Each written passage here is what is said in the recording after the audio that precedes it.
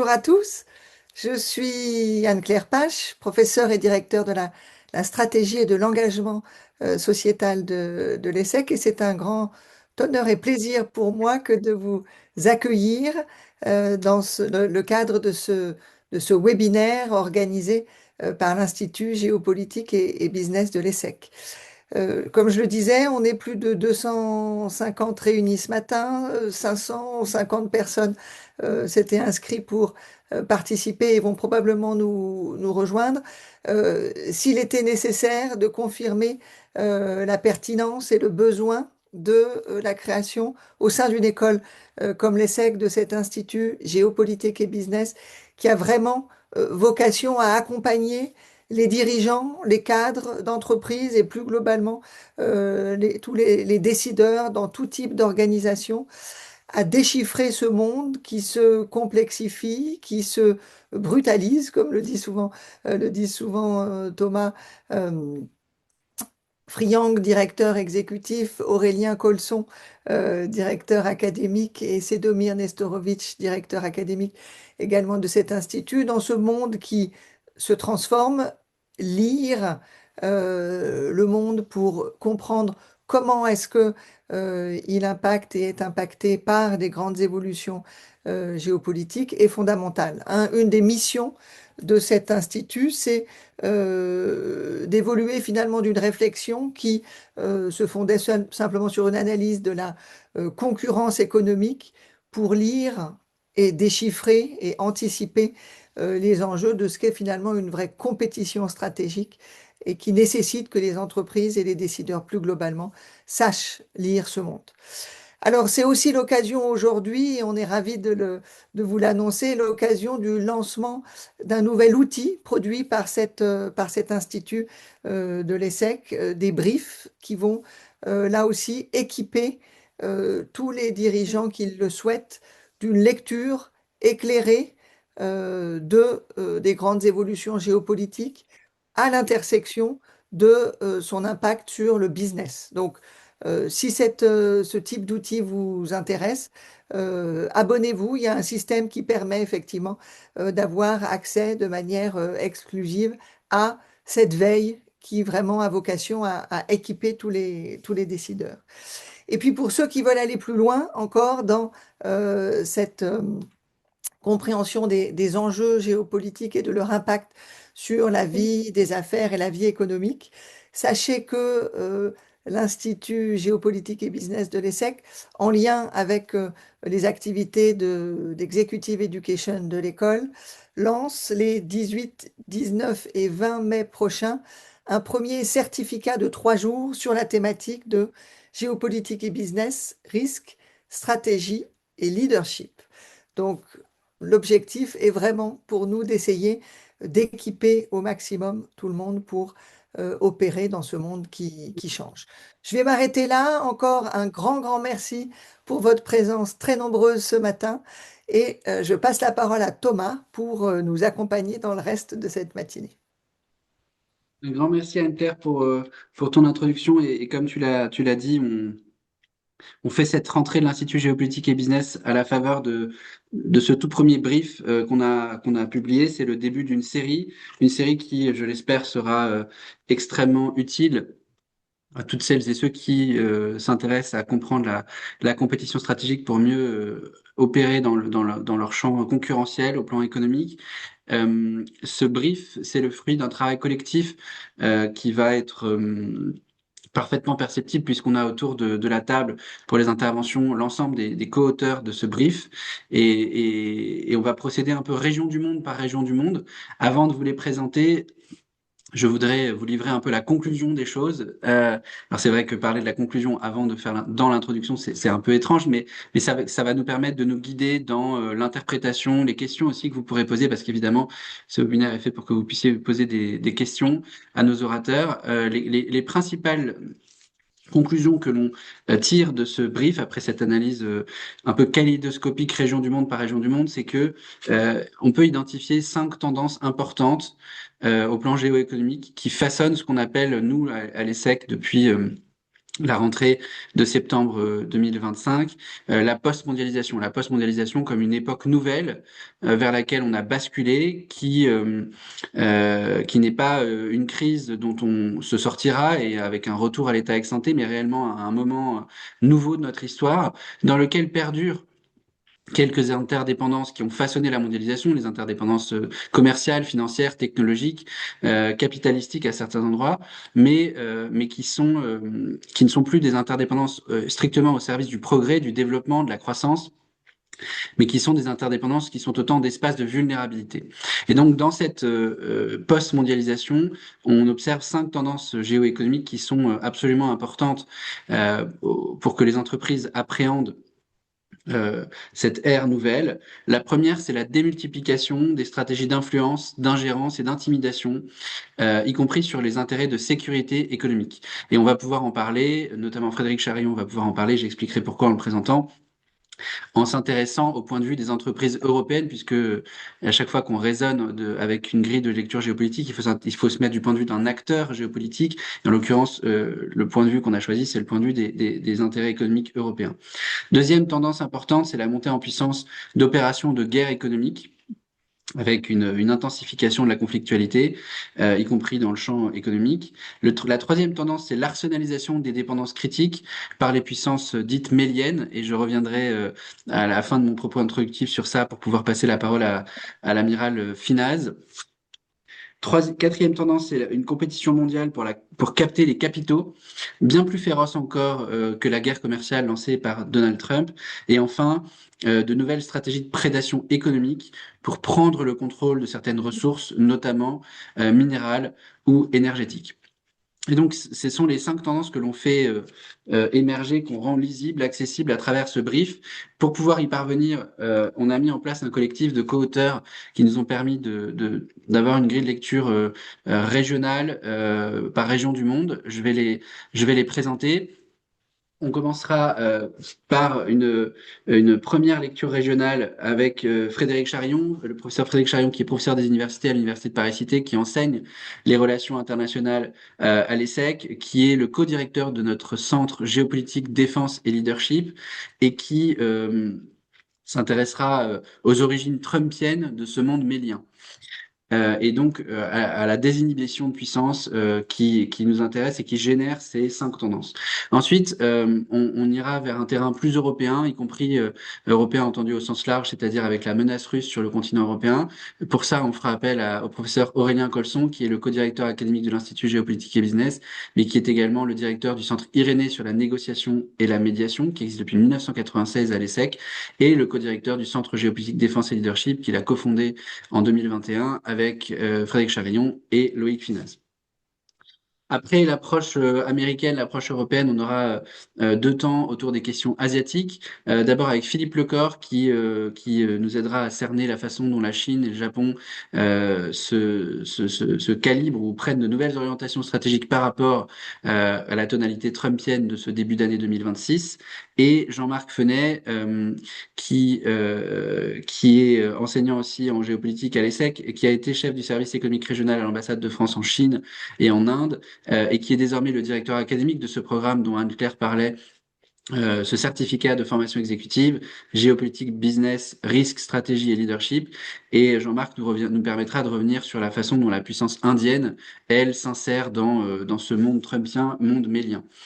On ira ensuite du côté du Moyen-Orient avec le professeur Joseph Maïla qui dirige le programme de médiation au Centre Irénée sur la négociation et la médiation.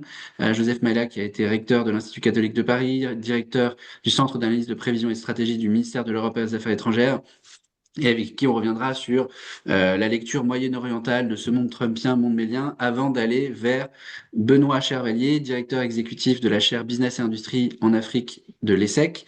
Benoît Chervalier qui a été haut fonctionnaire à la Banque africaine de développement, qui est banquier d'affaires, et avec lequel on fera un arrêt par le continent africain et ses 54 pays. Donc on va faire un tour du monde. Mais pour commencer un tour du monde, il nous faut un navire bien armé et pour ça un amiral chevronné. Et c'est donc vers le vice-amiral Loïc Finaz, ancien directeur de l'école de guerre, également co-directeur du centre géopolitique géopolitique défense et leadership que je me tourne. Amiral, on fait appel à vous et à Thucydide et vous le mettrez dans le sens que vous préférez, pour nous parler de ce qu'est un monde mélien, concept qu'on a voulu mettre au fronton de cette réflexion pour comprendre ce que veut dire ce monde trumpien et donc amorcer cette réflexion régionale et aboutir vers les conclusions que j'ai mentionnées dès l'introduction. Amiral, si vous voulez bien nous expliquer ce qu'est un monde mélien en partant peut-être du Péloponnèse. Mais merci Thomas. Alors Thomas, un amiral c'est déjà un vieux monsieur, un amiral chevronné c'est un très vieux monsieur. Donc la question devient effectivement ce matin, la première question c'est que pense un très vieux monsieur de ce monde trumpien et Trump a-t-il, c'est peut-être la première question à laquelle il faudrait répondre, Trump a-t-il bouleversé l'ordre international? Très honnêtement, au-delà des folies, de la vulgarité même, hein, de ce président américain, et malgré les prédations économiques, les situations d'influence, d'intimidation, d'ingérence que vous avez évoquées, non, je ne pense pas que Trump ait changé l'ordre international pour une raison bien simple, c'est que, contrairement à ce que la plupart des commentateurs racontent aujourd'hui, l'ordre international n'a jamais été dirigé par le droit. C'est pas vrai. On peut penser qu'il y a eu une parenthèse enchantée, ce qui resterait à prouver, parce que je suis pas sûr que la fin du XXe siècle, c'est cette parenthèse que j'évoque, les affaires de la guerre de Corée, des guerres d'Indochine, du Vietnam, la révolution culturelle, les Khmers rouges, l'Afghanistan, le Rwanda, est-ce que vraiment dans cette soi-disant parenthèse enchantée, c'est le droit international qui régissait le monde? Très honnêtement, on peut en douter. Ce qui est certain, c'est que depuis la nuit des temps, le monde est régi par ce que Thucydide appelle l'ordre mélien. Alors effectivement, c'est quoi l'ordre mélien? C'est quoi le fameux dialogue mélien? Fameux que malheureusement on a oublié. C'est ce que Thucydide nous raconte. Thucydide, il faut lire Thucydide, d'abord parce que c'est absolument passionnant, et parce que c'est la meilleure des gazettes d'aujourd'hui. Et Thucydide nous raconte la guerre du Péloponnèse, et pour la comprendre, il faut un peu en amont partir de 480 avant Jésus-Christ, la bataille de Salamine. C'est globalement la fin des guerres médiques, ces guerres entre la Perse et la Grèce, et la Grèce s'est élevée contre la menace perse en se mettant sous la tutelle d'Athènes dans ce qu'on appelle la Ligue de Délos. La Ligue de Délos, alors c'est pas le propos d'aujourd'hui, mais la Ligue de Délos c'est absolument fascinant. Ça s'appelle l'OTAN aujourd'hui. Soit vous donnez des troupes à Athènes pour se battre contre les Perses, soit vous payez un tribut. Les parallèles entre Athènes et les États-Unis, entre la Ligue de Délos et l'OTAN sont fascinants, mais à nouveau, c'est juste pour introduire mon propos sur Mélos que je l'évoque, parce qu'il se trouve que lorsque la menace perse est évacuée,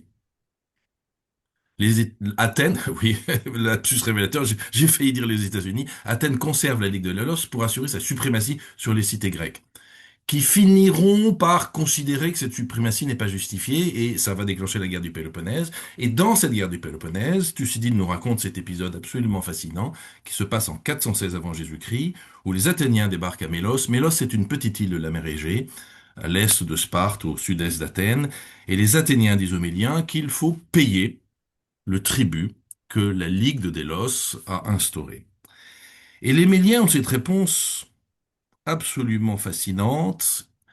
Ils disent aux Athéniens, écoutez, nous sommes une petite cité, c'est vrai, sans défense, c'est vrai, ils auraient mieux fait de le méditer auparavant, pacifique, c'est plutôt vrai, et neutre, ce qui en fait n'est pas vrai parce qu'ils sont du côté de Sparte. Et donc, nous invoquons le sens de la justice d'Athènes et sa compassion à notre égard, petite cité, pacifique, neutre et sans défense. Et les Athéniens répondent, il n'y a pas de justice entre puissances inégales.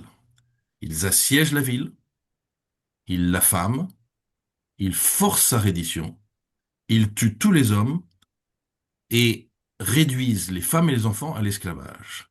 Et Thucydide nous rappelle que la justice n'est prise en compte dans le raisonnement des hommes que lorsque les puissants sont égales de part et d'autre. Dans le cas contraire, les puissants exercent leur force et les faibles doivent leur céder. C'est ce qu'on appelle depuis Thucydide le dialogue mélien. C'est ce qui régit le monde depuis la nuit des temps jusqu'à l'Europe de Napoléon, celle d'Hitler, ou aujourd'hui la Russie et l'Ukraine de Poutine. Tacite en a une version encore plus fulgurante quelques siècles après, à propos de la fin des guerres puniques, ces guerres entre Rome et Carthage, et Tacite a cette phrase inouïe, il dit « Les Romains firent de Carthage un désert, et ils appelèrent cela la paix ». Le monde est mélien, qu'on le veuille ou non. Alors, je voudrais faire trois commentaires pour terminer et clore ce propos introductif. Le premier, c'est que bien évidemment, en rappelant que le monde est mélien, je ne défends pas ce système. Il suffit de regarder, de lire l'histoire de l'humanité pour se rendre compte à quel point l'ordre mélien, ça ne fonctionne pas. Mais refuser de reconnaître qu'il est mélien, c'est s'interdire d'être un acteur de bonne volonté pour aider à la réémergence à nouveau du droit international le plus possible. Mais on ne peut être un acteur intéressant et intelligent pour ce monde, et il y a là probablement d'ailleurs un vrai rôle pour l'Europe, si on ne reconnaît que malheureusement il est d'abord régi par l'ordre mondial. Mon deuxième commentaire, c'est de rappeler, et peut-être que le président Trump devrait le méditer, c'est que à la fin de la guerre du Péloponnèse, c'est Athènes qui perd. Et l'hubris d'Athènes provoquera sa perte. Et donc même dans ce système de l'ordre mélien dont Athènes a cru à un moment donné être la clé de voûte, à la fin de l'histoire, c'est Athènes qui perd. Et mon troisième commentaire et dernier commentaire, c'est que il n'y a pas que les États-Unis qui devraient méditer ça. La Chine aussi, parce qu'il se trouve que ce qui provoquera la perte d'Athènes dans cette guerre du Péloponnèse, c'est la tentative d'invasion de la Sicile par les Athéniens. Alors est-ce que Taïwan sera pour la Chine Mélos ou la Sicile? Très honnêtement, je n'ai pas de pronostic. J'espère simplement que nous ne serons pas condamnés à l'observer. Merci beaucoup, Amiral, pour cette introduction historique qui nous fait prendre la hauteur de vue absolument indispensable pour entrer dans notre échange. En introduisant Frédéric Charion, qui va prendre la relève de Car, je voudrais vous rappeler qui il est. Frédéric Charion est donc professeur des universités à Paris-Cité, enseignant en géopolitique à l'ESSEC, où il est co-directeur du Centre géopolitique, défense et leadership. Frédéric a notamment été le directeur de l'IRSEM au ministère des Armées, et c'est un grand spécialiste des questions d'intimidation, d'influence, d'ingérence. C'est pour cela qu'on a créé avec lui, au sein du Centre GDL et de l'Institut géopolitique et business, cet observatoire des stratégies d'influence, d'ingérence et d'intimidation. J'ajoute Frédéric à l'antenne pour que Frédéric, tu puisses nous parler précisément de la façon dont ces pratiques d'ingérence, intimidation et influence se développent à mesure que le monde se fait plus mélien, plus trumpien et que la puissance Ouais, se par rapport à ma désinhibe. femme, non. Merci, cher Thomas. Bonjour à tous. Merci à tous. Alors, effectivement, en très peu de temps, revenons très vite sur le monde dans lequel nous avons basculé assez rapidement. Pas si rapidement qu'on le pense. C'est pas, effectivement, je suis tout à fait d'accord avec ce que vient de dire Loïc. Comme souvent, c'est pas Trump à lui tout seul qui a rendu les relations internationales brutales. Elles l'ont toujours été, et effectivement, Thucydide nous le disait avant beaucoup d'autres. Mais il y a eu quand même une accélération. Il y a une accélération, souvenons-nous quand même des espoirs, plus loin, des espoirs qui étaient les nôtres il y a une trentaine d'années. Oui, moi aussi, je fais partie des vieux. Oui. Une trentaine d'années, c'était les années 90, c'était la fin de la guerre froide. Nous pensions que nous allions pouvoir monter un monde onusien. On ne parlait pas de mélien cette fois, mais de monde onusien, c'est-à-dire un monde dans lequel on pourrait tous s'accorder sur une gouvernance mondiale, sur un certain nombre de normes, un certain nombre de règles. Il n'y avait plus de bipolarité qui empêcherait le fonctionnement normal des Nations Unies. Et il y avait plein d'espoirs régionaux, d'ailleurs. On a un espoir régional au Moyen-Orient, c'était la poignée de main Arafat-Rabin sur la pelouse de la Maison-Blanche autour de Bill Clinton, c'était le 13 septembre 93. Nous pensions que nous pourrions avoir une paix au Moyen-Orient. C'était un petit peu plus tard, quelques années plus tard, l'intégration de la Chine dans l'OMC, où on se disait que la Chine allait devenir un partenaire commercial, économique comme les autres et allait rejoindre en quelque sorte une sorte de consensus libéral. Que reste-t-il on pourrait multiplier les exemples, c'était une époque d'espoir. Qu'en reste-t-il? Pas grand-chose. Nous sommes aujourd'hui dans une époque où dès qu'on ouvre un journal, vous avez un observateur qui compare notre période actuelle aux années 30, ce qui n'est pas extrêmement rassurant. Donc, que s'est-il passé? Que s'est-il passé? Il y a eu un certain nombre de tournants, bien sûr. Il y a eu l'année 2016, avec à la fois la première élection de Donald Trump aux États-Unis, contre toute attente, c'était une surprise, et le référendum britannique sur le Brexit. Et là, il y a eu un certain nombre d'observations, d'expertises, d'analyses pour dire, attention, il y a des ingérences extérieures, il y a des puissances extérieures qui ont joué un rôle dans le déroulement et surtout le résultat de ces scrutins.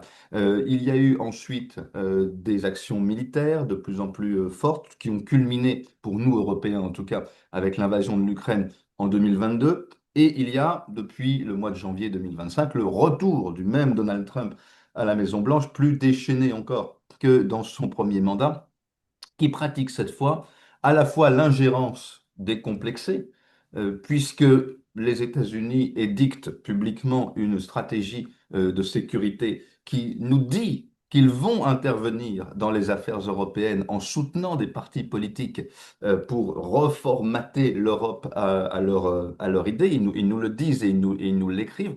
Une intimidation quasi quotidienne, nous le voyons dans l'actualité. Les exemples sont trop nombreux pour qu'on puisse les citer. C'est à la fois l'humiliation de Zelensky, c'est je ne sais, le Premier ministre du Groenland, je ne sais même pas qui c'est, et il va avoir des gros problèmes s'il continue. Ce sont les menaces permanentes. Et même maintenant, l'intervention militaire extrajudiciaire, c'est la capture du président vénézuélien, qui n'est pas un ange, mais qui est un président en exercice. Et d'ailleurs, Loïc nous disait tout à l'heure, le droit international n'a jamais régi les relations internationales.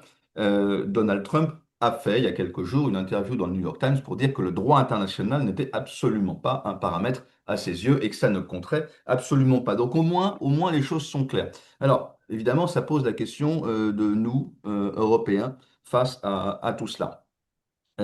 Nous sommes dans un monde, et c'est pour ça que nous avons tous ensemble décidé d'appeler cet observatoire celui de l'influence, de l'ingérence et de l'intimidation, parce que nous sommes dans un monde qui est marqué aujourd'hui par ces trois termes. Influence, c'est la volonté par des États qui mettent beaucoup de moyens sur la table pour cela, de faire changer les comportements d'autres acteurs, ça peut être des opinions publiques, des leaders d'opinion, des dirigeants, leur faire changer de comportement a priori sans user de la force, sans user de la coercition. L'ingérence, c'est déjà un petit peu plus fort, ça consiste à se mêler d'affaires qui normalement ressortent de la souveraineté d'un autre. Ça peut être de l'ingérence économique, ça peut être de l'ingérence électorale, on vient d'en parler, ça peut être de l'ingérence dans la vie politique d'un parti, que, par exemple lorsque Donald Trump, avant une élection en Argentine, au Honduras ou ailleurs, peut-être probablement bientôt, dit, voilà, si ça n'est pas telle personne qui est élue, ça va mal se passer. Je veux que telle personne soit élue. Ou bien, je veux que vous graciez tel ancien dirigeant ou tel dirigeant actuel qui a des ennuis judiciaires. Ça, c'est de l'ingérence. Et puis, il y a de l'intimidation, c'est-à-dire, nous passons de la tentative de conviction, c'est l'influence, à quelque chose de plus brutal qui est faites ce que je vous dis, sinon, point de suspension. Cette intimidation, Trump l'incarne, il ne l'a pas inventée dans les relations internationales. Les Athéniens, Loïc nous l'a dit, l'ont fait. Mais évidemment, il excelle dans ce domaine.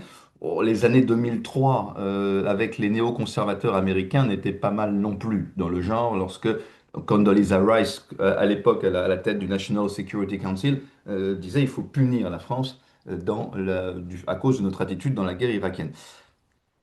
Très rapidement, et pour ne pas être trop long, qu'est-ce que nous faisons, qu'est-ce que nous pouvons faire, nous, Européens, face à cela? Bon, d'abord, nous sortons d'une triple illusion, et c'est douloureux.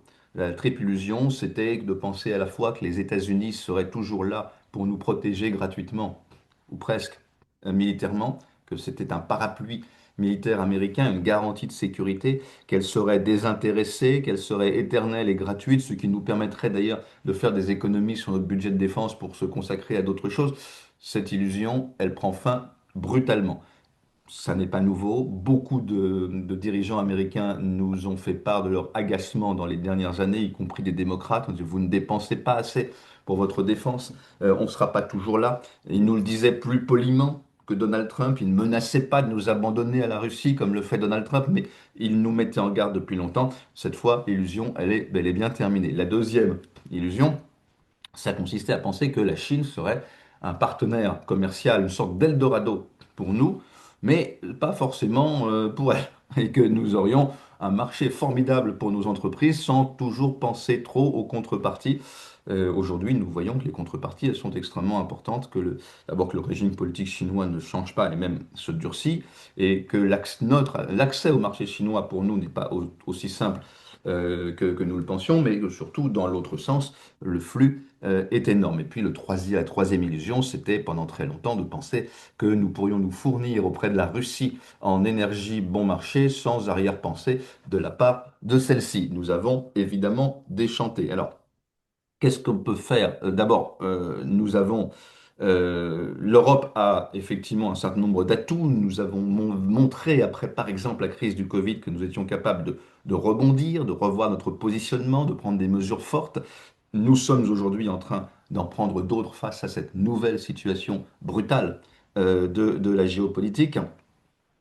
Nous sommes face à des pratiques coercitives chinoises, face à une agressivité russe retrouvée, face à une intimidation commerciale, mais pas seulement commerciale, on l'a vu au Groenland, américaine. Nous savons que nous avons des secteurs économiques européens qui sont à la fois ouverts, normés et dépendants, qui peuvent être touchés gravement. Ça peut être l'automobile, l'énergie, toutes les industries énergivores. C'est le numérique, c'est la défense, c'est l'agroalimentaire, c'est le luxe parfois, qui sont exposés à des chocs asymétriques, dumping, droits de douane, etc. Première leçon, très rapidement, c'est qu'il faut jamais céder face à l'intimidation. Et alors évidemment, il faut avoir des forces pour ça. Si on est Mélos face à Athènes, ça n'est pas très simple. L'Union européenne face à ses grands concurrents a quand même plus d'atouts, elle a un grand marché. Deuxième chose, c'est assumer cette brutalité du monde et se doter de capacités contre-offensives. Alors, quand on dit capacité contre-offensive, ça ne veut pas dire se mettre nous aussi à faire de la fake news, à faire de la propagande. Nous avons un ADN démocratique qui ne nous le permet pas, mais précisément, nous pouvons d'abord, face à l'influence, faire le pari de la vérité, c'est-à-dire parler des sujets qui fâchent des régimes autoritaires, lesquels fonctionnent quand même essentiellement sur le mensonge. Et il est assez facile de sortir un certain nombre de dossiers, d'insister avec les grands médias européens sur un certain nombre de sujets qui fâchent. Nous avons des atouts. La grande difficulté, et je terminerai par là pour ne pas excéder mes 8 minutes, la grande difficulté, elle est plutôt culturelle en Europe. C'est-à-dire que nous avons des moyens et nous avons des outils, mais regardez la difficulté que nous avons à les utiliser, à les mobiliser véritablement. Parce que précisément, certains peut-être observateurs ne sont pas sortis de cette triple illusion, ou bien espèrent que c'est un mauvais rêve qui se terminera avec le départ de Donald Trump et que tout reviendra à la normale, que tout recommencera comme avant. Ça ne sera pas le cas. Et le Premier ministre canadien nous l'a dit très clairement à Davos et il a eu raison. Et donc la grande difficulté pour nous, Européens, c'est d'accepter cette brutalité du monde tout en restant nous-mêmes, c'est-à-dire en nous battant avec nos instruments, qui sont les instruments de la démocratie, de l'état de droit, du droit et de la vérité, mais attention, à condition évidemment d'avoir du muscle derrière et une certaine capacité contre-offensive pour se défendre. Je m'arrête là pour ne pas excéder mon temps. Merci Thomas et merci à tous. On en reparlera sans doute dans le dialogue, Merci qui ne beaucoup, sera pas velléen. Frédéric. Merci beaucoup, Frédéric. Tu nous parlais de muscles à l'instant, et donc c'est tout naturel que je me tourne vers Aurélien Colson, qui, outre le fait d'être le co-directeur académique de l'Institut Géopolitique et Business, a été à l'initiative du Centre Géopolitique Défense et Leadership. C'était ça le trick. Et Aurélien, tu vas explorer un thème qui nous rapproche géographiquement de nos intérêts directs, puisque le but du jeu est de comprendre les orientations stratégiques que les Européens peuvent prendre dans ce monde trumpien, monde mélien, avec évidemment en toile de fond quelque chose que Frédéric a déjà évoqué et que tu vas pouvoir développer, c'est la persistance et même l'aggravation de la menace russe sur l'Europe. Aurélien, c'est à toi. Merci beaucoup Thomas et merci à toutes et tous de participer à ce webinaire ce matin. On n'a pas répété avec Frédéric, mais en fait la transition est toute trouvée puisque oui, il y a une question culturelle en Europe qui est peut-être aujourd'hui notre principal handicap face à 4 menaces auxquelles nous faisons face. Et pour rajouter un peu à la subtilité des termes que nous employions ce matin, hein, avec monde trumpien, tout le monde comprend, monde mélien, grâce à l'amiral Finas, désormais tout le monde comprend. D'ailleurs, les ventes de Thucydide chez vos libraires et Amazon sont en hausse.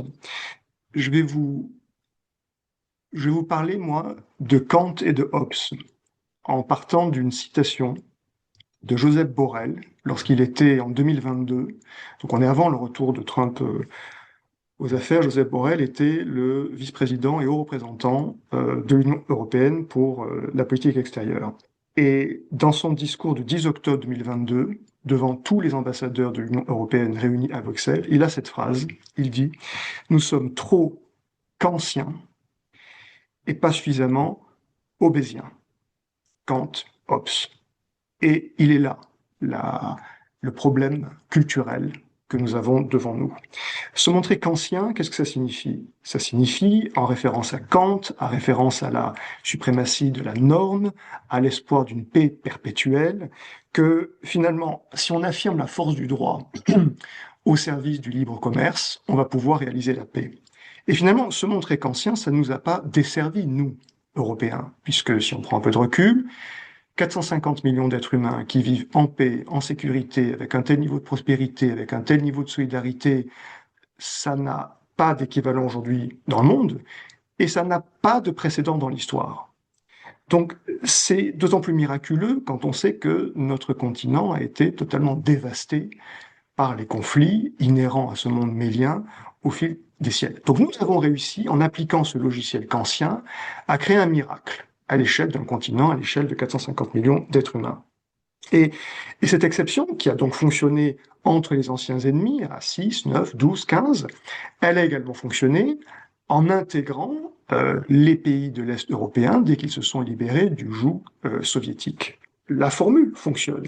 Et donc c'est en toute bonne foi qu'en bon kantien, les Européens se sont dit, on va appliquer le même logiciel avec la Russie post-soviétique. Tout ceci étant résumé par la formule Wandel durch Handel, c'est-à-dire le changement à travers le commerce.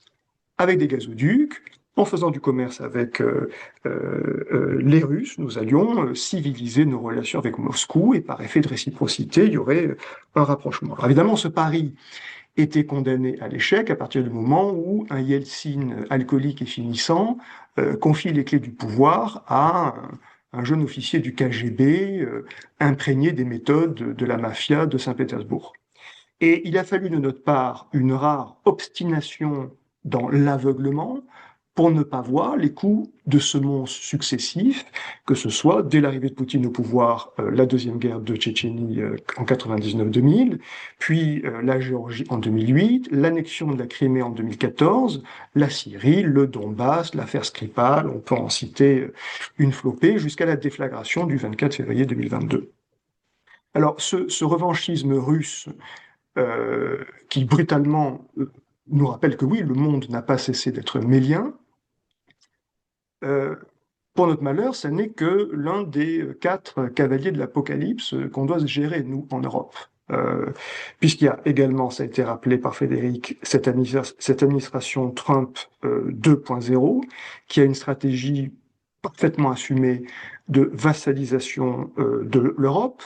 Trump utilise chaque fois qu'il le peut l'Ukraine et notre fragilité comme un levier pour extorquer des choses. On l'a vu à Turnberry le 27 juillet 2025 lorsqu'il arrache à la présidente de la Commission européenne un accord douanier totalement déséquilibré. On l'a vu sur ses menaces d'annexer le Groenland.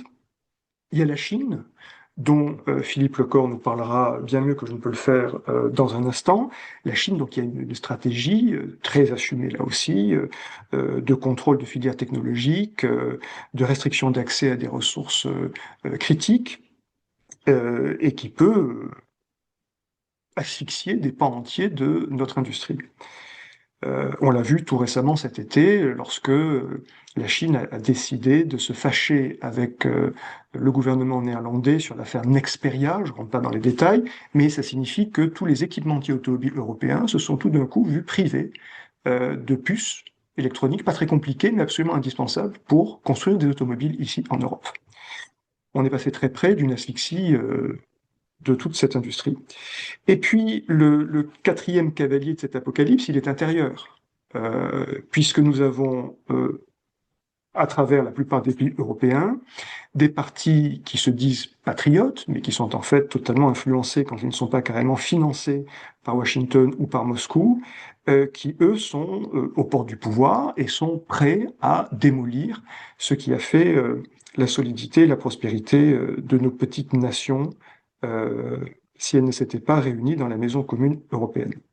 Alors, pour faire face à ces quatre menaces géopolitiques qui, une fois de plus, menacent très directement non seulement notre conception de la vie internationale, de la vie politique, mais menacent aussi très directement notre économie, nos emplois, nos filières. Je pense qu'il y aurait peut-être deux choses à proposer ici au débat.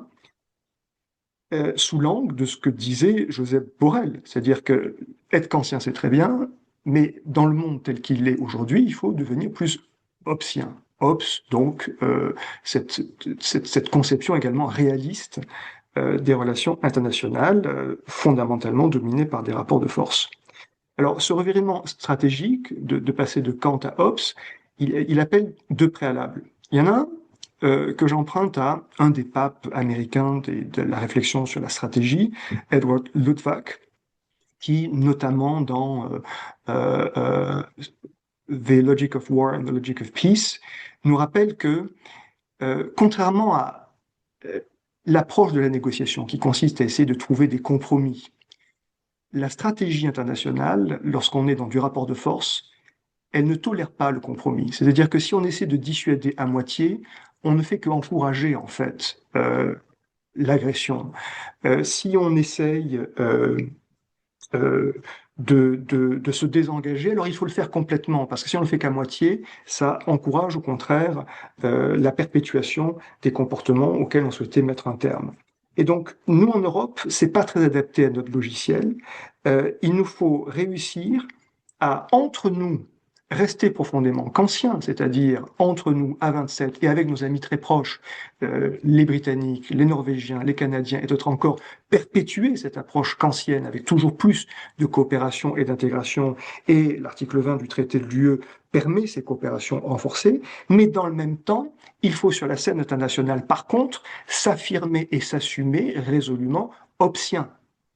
Et c'est ça que nous avons du mal à faire. On est toujours dans ce mi-figue, dans notre magnifique tour à l'essai, quand on ne bouge plus, la lumière s'éteint. Donc je fais des grands gestes, mais c'est pour que l'électricité revienne. Donc il faut, entre nous, rester kantiens, vers l'extérieur, être profondément hobbesien. Et puis le second préalable que tout ça exige, c'est une capacité à décider plus vite. Parce qu'en fait, on sait à peu près ce qu'il faut faire. Il y a plusieurs rapport Letta, rapport Draghi, qui ont bien souligné les mesures qu'il faudrait prendre pour retrouver de la souveraineté technologique, de la sécurité et continuer à travailler à la transition et à des enjeux climatiques. Mais ça implique de prendre des décisions. Et sur les 383 recommandations du rapport Draghi, on est à une douzaine de % qui ont été réalisées. Et donc ça, c'est peut-être le défi le plus immédiat, c'est d'avoir un système de prise de décision entre nous qui soit adapté à la cinétique de cette quadruple menace géopolitique qui nous fait face. Voilà, merci à vous. Merci beaucoup Aurélien pour ce panorama des menaces qui pèsent sur l'économie européenne, sur les entreprises européennes. Tu l'as évoqué au fil de ta présentation. La Chine fait partie de la politique extérieure du Parti communiste chinois fait partie de ces menaces. Et pour approfondir sur les options stratégiques qui s'offrent à la Chine dans ce monde trumpien et monde mélien, j'ai le plaisir de passer la parole à un autre collègue, Philippe Lecor, qui est professeur de relations de géopolitique et d'études asiatiques à l'ESSEC. Philippe, si tu veux bien nous faire un topo également sur ce sujet-là, ça serait très très utile. Merci beaucoup. Merci Thomas, bonjour à tous. Eh bien, en ce début d'année 2026, la tentation est de présenter la Chine comme le grand vainqueur de cette partie de domino ou de jeu de Go lancée depuis le retour de Donald Trump à Alors à nouveau, Dimanche. merci pour être là et puis merci pour votre engagement. Je suis désolé, mais là, il y a quelqu'un qui parle. Voilà, bon, c'est bon. Euh, où en étais-je? Le retrait apparent des États-Unis de certains théâtres et la multiplication des facéties diplomatiques du président renforce l'idée d'une Chine structurée dont les dirigeants piloteraient avec succès la future première puissance mondiale. Alors, j'ai 4 points rapides. Le premier, c'est la Chine, pays des records. Je ne vais pas être très long là-dessus parce que on nous en a rabattu les oreilles, si vous pouvez me permettre cette expression. La Chine est certes la première puissance exportatrice du monde. Elle a enregistré en 2025 un excédent de 1200 milliards de dollars. C'est un record. Son pari, comme l'écrit d'ailleurs mon collègue Jean-Marc Fenet, est de devenir indispensable à chaque partie du monde alors qu'elle ne sera dépendante de personne. Une sorte de découplage à son avantage, car depuis le Covid, on le sait, elle se tourne de plus en plus vers son marché et incite ses concitoyens à acheter chinois. Euh, Deuxième point, vu de Pékin, on peut se satisfaire d'avoir fait plier Washington, notamment sur la question des minerais rares, cruciale pour l'industrie et la technologie américaine. Lors de leur rencontre à Busan, en Corée, messieurs Trump et Xi Jinping se sont mis d'accord pour lever les droits de douane et les restrictions sur les minerais rares. Et en échange, la Chine a augmenté ses achats de soja et a promis de se pencher sur la question du fentanyl. Elle a également cédé la majorité du capital de TikTok, ce qui n'est pas rien. On attend donc la prochaine rencontre des deux dirigeants, en avril, en Chine, si tout va bien, et potentiellement 3 autres rencontres durant l'année 2026. Mais la politique chinoise de Donald Trump est difficile à lire. D'un côté, il poursuit le pivot asiatique, le pivot des États-Unis vers l'Asie ou vers l'Indo-Pacifique. De l'autre, il délaisse les alliés japonais et coréens. Pour mieux préparer sans doute son deal avec Pékin, notamment lors de ce sommet qui devrait avoir lieu en avril, sur lequel on a assez peu d'informations selon la technique trumpienne qui est de rester dans le flou artistique. Donc d'un côté, Washington cherche à consolider sa présence, de l'autre, elle semble abandonner Taïwan. Et Taïwan, Scott Bessent, le secrétaire au Trésor, a déclaré que 97% des semi-conducteurs sont fabriqués à Taïwan, ce qui constitue un grand danger pour l'économie mondiale et donc américaine. Donc c'est une remarque assez étonnante, sachant qu'il y a un traité, un accord entre Taïwan et les États-Unis, un accord de défense. Mais si vous lisez la stratégie de défense américaine qui est sortie il y a quelques jours, Taïwan est à peine mentionné en tant que tel. Tout juste est-il fait référence à la première chaîne d'îles qui va du Japon à Bornéo, qui est considérée comme essentielle aux intérêts des États-Unis. Mais la question de Taïwan, qui est sur toutes les lèvres, surtout depuis 2022, ne semble pas inquiéter Washington, qui par ailleurs a signé un accord de 11 milliards de dollars de contrats d'armement avec Taïwan. Donc on est dans le deal, mais on n'est pas, en tout cas sur cette question de Taïwan, clairement, Washington souhaite en parler avec Pékin. Mais pendant ce temps-là, évidemment, Pékin continue à faire des exercices et on ne sait pas ce que les États-Unis feront. Donc personne ne connaît la stratégie chinoise de Donald Trump et je ne pense pas que la rencontre d'avril va tout régler d'un coup de baguette magique. Car la rivalité entre la Chine et les États-Unis, elle est totale sur le plan économique, sur le plan technologique et même sur le plan militaire. Je ne souscris pas à la thèse des sphères d'influence dans le sens où les États-Unis continueront leur bras de fer avec la Chine en Indo-Pacifique, qui est la région la plus importante sur le plan économique et sur le plan stratégique. Troisième point, le pays asiatique qui est évidemment en première ligne, c'est le Japon. Depuis des années, les relations sino-japonaises ont été faites de haut et de bas, mais depuis l'arrivée de Sanae Takaichi au poste de Premier ministre en octobre, les tensions ont redoublé et redoublent. Elle a notamment déclaré en novembre devant la Diète qu'une attaque contre Taïwan menacerait la souveraineté du Japon et pourrait donc justifier une intervention militaire. Si on regarde la carte de la région, les deux pays les plus proches de Taïwan, ce sont le Japon et les Philippines, qui ont tous les deux des bases militaires américaines. Mais Pékin a choisi de faire de Madame Takahashi sa bête noire et donc a demandé des excuses et rappelle évidemment les faits historiques et joue du sentiment nationaliste comme il le fait à chaque fois lorsqu'il y a un problème avec le Japon. Donc il y a des sanctions, etc., une batterie de sanctions. Donc, en général, le régime chinois désescalade, mais ce n'est pas le cas. Et Madame Takaichi a en plus convoqué des élections le 8 février, donc dans quelques jours, avec des résultats incertains. Mais si elle gagne, évidemment, elle sera en position de force pour négocier. Quatrièmement, quelques mots sur la situation intérieure chinoise. D'abord l'économie. Même si technologiquement la Chine est en bonne voie pour dépasser l'Occident dans une petite dizaine d'années, y compris les États-Unis, dans de nombreux domaines, on est loin d'une situation idyllique sur le plan intérieur. La démographie est en berne, la crise immobilière se poursuit et la consommation intérieure reste faible. Le taux d'épargne atteint 40%, contre 17% en France et 15% aux États-Unis.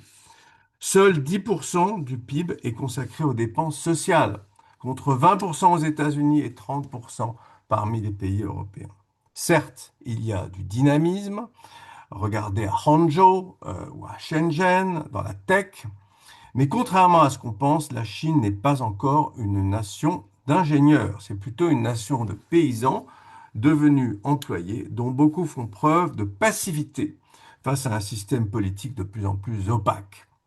Et venons-en à la politique intérieure, justement, car elle ne laisse de nous inquiéter, en particulier au sein de l'armée chinoise, pendant que les Américains et les Européens s'écharpaient sur le Groenland, eh bien en Chine avait lieu l'une des plus grandes purges jamais connues au sein de l'appareil de l'armée populaire de libération, avec le limogeage du premier vice-président de la commission militaire, Zhang Youxia, et de son chef d'état-major, Liu Zhengli, deux des généraux les plus importants de cette commission militaire centrale qui, je vous le rappelle, est présidée par Xi Jinping lui-même. C'est l'armée du parti, hein, ce n'est pas l'armée, ce n'est pas une armée autonome.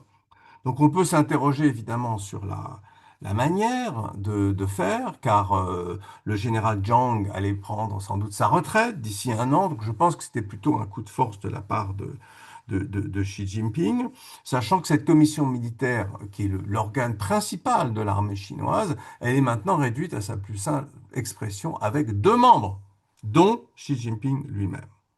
Donc on peut s'interroger bien sûr sur l'objectif et sur les relations entre le secrétaire général et la hiérarchie chinoise, sachant qu'il y a ce dossier taïwanais en toile de fond. 80 officiers généraux chinois ont été démis de leurs fonctions depuis l'arrivée de Xi Jinping au pouvoir. Et on peut dire que l'éviction des 2 derniers généraux est un signe que le numéro 1 chinois exige le contrôle total de l'appareil politico-militaire. Ne l'oublions pas, Xi Jinping a demandé à l'APL d'être prête technologiquement en 2027 et d'avoir achevé sa modernisation d'ici 2035 et de pouvoir rivaliser avec les États-Unis au plus tard en 2049. Michael Pillsbury, dans son livre, a appelé ça le marathon des 100 ans. Donc les 100 ans, c'est 1949, la création de la République populaire de Chine, et 2049, le 100e anniversaire. La question de Taïwan reste la priorité de Xi Jinping, qui est avant tout un leader communiste, plus qu'un chef militaire, c'est clair. et il visera, lors du 21e congrès du Parti communiste chinois en 2027, un 4e mandat. Et il entend traiter cette affaire de Taïwan, comme l'a fait Deng Xiaoping avec Hong Kong en 1997. Et c'est un sujet sur lequel, clairement, on le voit avec les exercices militaires de ces dernières années, de ces derniers mois en particulier, sur lequel la direction autour de Xi Jinping n'a pas l'intention de céder d'une façon ou d'une autre. Le retour de Taïwan dans la mère patrie tel que le décrit le régime est une chose plus ou moins entendue. Voilà, j'en reste là pour l'instant. Merci beaucoup, Philippe. On aura l'occasion d'approfondir dans les questions-réponses avec nos participants qui sont passionnés par ce qu'on se raconte, parfois un peu effrayant aussi, mais très actifs sur le chat. Je vais intégrer dans la conversation Jean-Marc Fenet, que j'ai présenté tout à l'heure, qui est enseignant en géopolitique à l'ESSEC, qui a notamment fait une longue carrière au ministère des Finances comme directeur général des impôts, puis après surtout dans le réseau d'ambassades françaises comme chef de service économique et financier à l'ambassade de France à Varsovie, en Inde, à Pékin. Et c'est sur l'Inde que nous allons nous arrêter, cher Jean-Marc, avant que je ne termine de te présenter, également comme directeur académique de ce nouveau programme de certificat qui a été mentionné par Anne-Claire Page tout à l'heure, Géopolitique et Business Risk, Stratégie et Leadership, pour toutes celles et ceux cadres dirigeants qui souhaiteraient se former sur ces questions-là. Venez suivre ce programme qu'on a monté spécialement pour pouvoir appréhender les enjeux géopolitiques dans le cadre d'une entreprise. C'est Jean-Marc qui aura la barre, si j'ose dire. Et Jean-Marc, aujourd'hui, pour l'instant, on va s'intéresser aux options aux options stratégiques qui s'offrent à l'Inde face à ce monde trumpien, monde mélien. Jean-Marc, si tu veux bien prendre le relais. Merci beaucoup. Merci beaucoup Thomas. Bonjour, bonjour à tout le monde. Alors, comment voit-on les choses vues de Delhi? Vue de Delhi, l'année 2025 a été une année compliquée, une année un peu difficile, à vrai dire. Pas tellement d'ailleurs au plan économique, parce que l'Inde continue à s'afficher comme le grand émergent le plus dynamique, 6,5% de croissance, en train de ravenir au Japon la 4e place mondiale en termes en termes économiques, derrière les États-Unis, la Chine et l'Allemagne.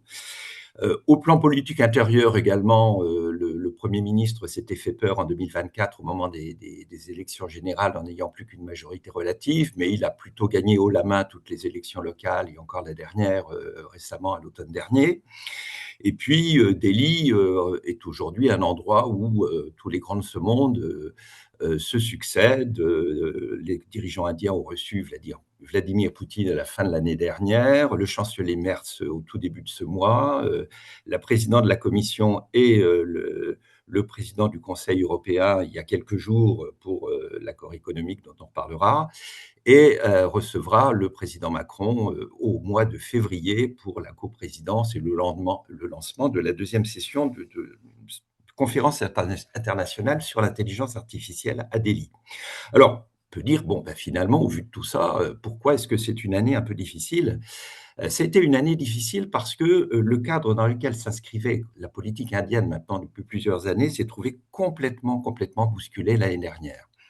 Diplomatiquement, l'Inde avait un peu misé sur ce qu'on appelle toujours d'ailleurs le multi-alignement, qui est un concept défini notamment par le ministre des Affaires étrangères, Jaishankar, et qui dit en gros, on est proche de toutes les grandes puissances, on ne dépend de personne, et on est plus ou moins proche en fonction des sujets et des intérêts nationaux de l'Inde. Et donc, c'est ce qui fait que l'Inde aujourd'hui participe aussi bien, membre fondateur des BRICS, de l'organisation de Shanghai avec la Chine, la Russie, l'Asie centrale, mais également du Quad avec les États-Unis, le Japon, l'Australie, et développe des partenariats avec beaucoup de pays européens, avec un partenariat stratégique, par exemple assez étroit et assez ancien avec la France. Donc ce multi-alignement, le rapprochement avec les États-Unis, notamment au moment de la première présidence Trump, en était un peu le marqueur, parce que l'Inde était assez traditionnellement proche d'abord de l'Union soviétique, puis de la Russie, et donc ce rééquilibrage vers les États-Unis avait beaucoup marqué ces dernières années. Et là, l'année dernière, l'Inde est sortie, j'allais dire, vraiment sonnée d'un an de présidence Trump, où elle n'avait pas mesuré l'extrême brutalité, c'est le terme du moment, cette brutalité des relations internationales, mais la brutalité qui a été exercée à son encontre et qui a été d'une violence qu'elle n'avait pas soupçonnée. Elle se retrouve au bout d'un an avec 50% de droits de douane, 50%, 25%, j'allais dire un peu classique, et 25% au titre des importations de pétrole russe, quand Chine exclut, la plupart de ses grands concurrents en Asie est plutôt en dessous de 20%. Donc vraiment des taux qu'elle qualifie de punitifs. Le président Trump a qualifié l'économie indienne au cours de l'année dernière de dead economy, d'économie morte, enfin d'une violence de relations assez violentes. L'Inde n'a pas vu venir un rapprochement spectaculaire, aussi spectaculaire qu'inattendu avec le Pakistan, et notamment son chef d'état-major, qui entretient une espèce de bromance avec le président Trump à l'heure actuelle, qui évidemment ulcère les dirigeants indiens.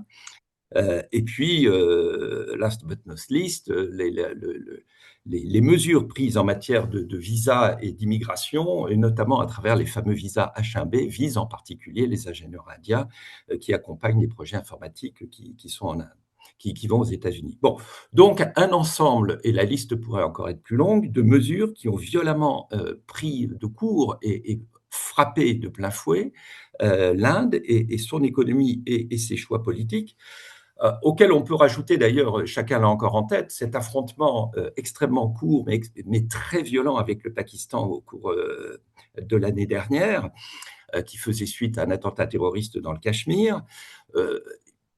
Tout laisse à penser, une étude de The Economist très récente allait tout à fait dans ce sens, que probablement sur le terrain, l'Inde a gagné la partie, mais ce qui est sûr, c'est qu'elle a perdu la guerre de communication sur le sujet et qu'elle n'a pas pu empêcher un président américain d'intervenir au dernier moment, de se poser en faiseur de cessez-le-feu qui était probablement déjà acté et de renvoyer les deux belligérants dos à dos, ce qui a absolument ulcéré l'Inde, qui en garde un ressentiment extrêmement fort vis-à-vis des États-Unis. L'Inde a pu mesurer d'ailleurs à cette occasion aussi ce qu'était son isolement international et notamment régional en Asie du Sud, avec des voisins maintenant, depuis le basculement du régime du Bangladesh, qui ne lui veulent pas forcément toujours du bien. Alors, comment est-ce que l'Inde réagit par rapport à cet environnement qui est quand même qui est devenu très compliqué au cours de l'année 2025? Alors, elle affiche une posture de fermeté, très fermeté, mais qui n'interdit pas un certain pragmatisme en pratique. La presse indienne s'est beaucoup fait l'écho du fait que le Premier ministre Modi a refusé 3 ou 4 fois le président Trump au téléphone, ne l'a pas pris au téléphone. Ne donne pas suite aux demandes pressantes de signature d'un accord de libre-échange entre les États-Unis et l'Inde, pour lesquels le vice-président Vance avait fait un déplacement à Delhi au cours de l'année dernière. Bon. Et donc, cette posture de fermeté n'empêche pas quand même dans la pratique, et discrètement, une diminution non négligeable des importations de pétrole russe qu'on a quand même enregistré au cours des dernières semaines.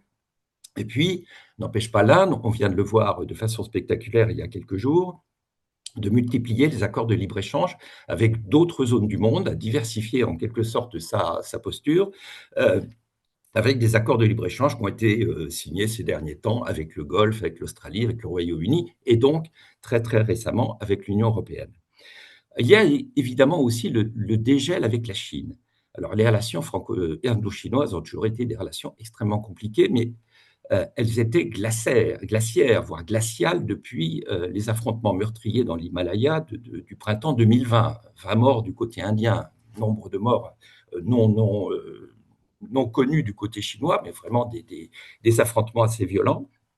Le dégel a été assez spectaculaire l'année dernière. On a vu le Premier ministre Modi se rendre à Tianjin pour la réunion de l'organisation de Shanghai, donc avec le président Xi Jinping. Alors ce dégel, il est important, il est surtout important au plan économique. Il ne faut pas, à mon sens, le surinterpréter. Il était de toute façon déjà un peu en développement, parce que l'Inde, qui mise sur son développement économique et qui veut être une terre d'attraction des investisseurs internationaux, veut attirer des investisseurs qui acceptent de venir en Chine, mais avec leur écosystème de sous-traitants, y compris de sous-traitants chinois. Donc, il était un peu compliqué de continuer à fermer la porte complètement aux intérêts chinois en Inde économique. Mais pour autant, l'Inde achète surtout du temps, parallèlement développe un programme de réarmement extrêmement important, très très fort, et multiplie et met les bouchées doubles dans cette affaire. J'aurais tendance à dire, l'Inde achète du temps pour une rivalité entre l'Inde et la Chine qui n'est quand même, à mon sens, pas près de s'éteindre et probablement qui est plutôt croissance. Je voudrais juste terminer en disant que le dernier axe de ce mode de réaction, c'est évidemment l'élargissement de l'horizon des intérêts indiens. On l'a vu ces derniers temps à travers un corridor économique qu'elle est en train de lancer vers le Golfe et vers l'Europe, le fameux IMEC, une coopération très forte avec Israël. Mais évidemment, ce qui est tout à fait spectaculaire, c'est ce qui se passe avec l'Europe. La signature, la conclusion de cet accord de libre-échange entre l'Union européenne et l'Inde de ces derniers jours, une petite quinzaine d'années quand même de négociations avec des hauts, avec des bas, un ADN protectionniste chez nos amis indiens qui est quand même extrêmement fort, donc il faut vraiment que les circonstances poussent à un élargissement, même si on a écarté quelques points de friction et quelques points qui auraient été plus compliqués comme les sujets agricoles.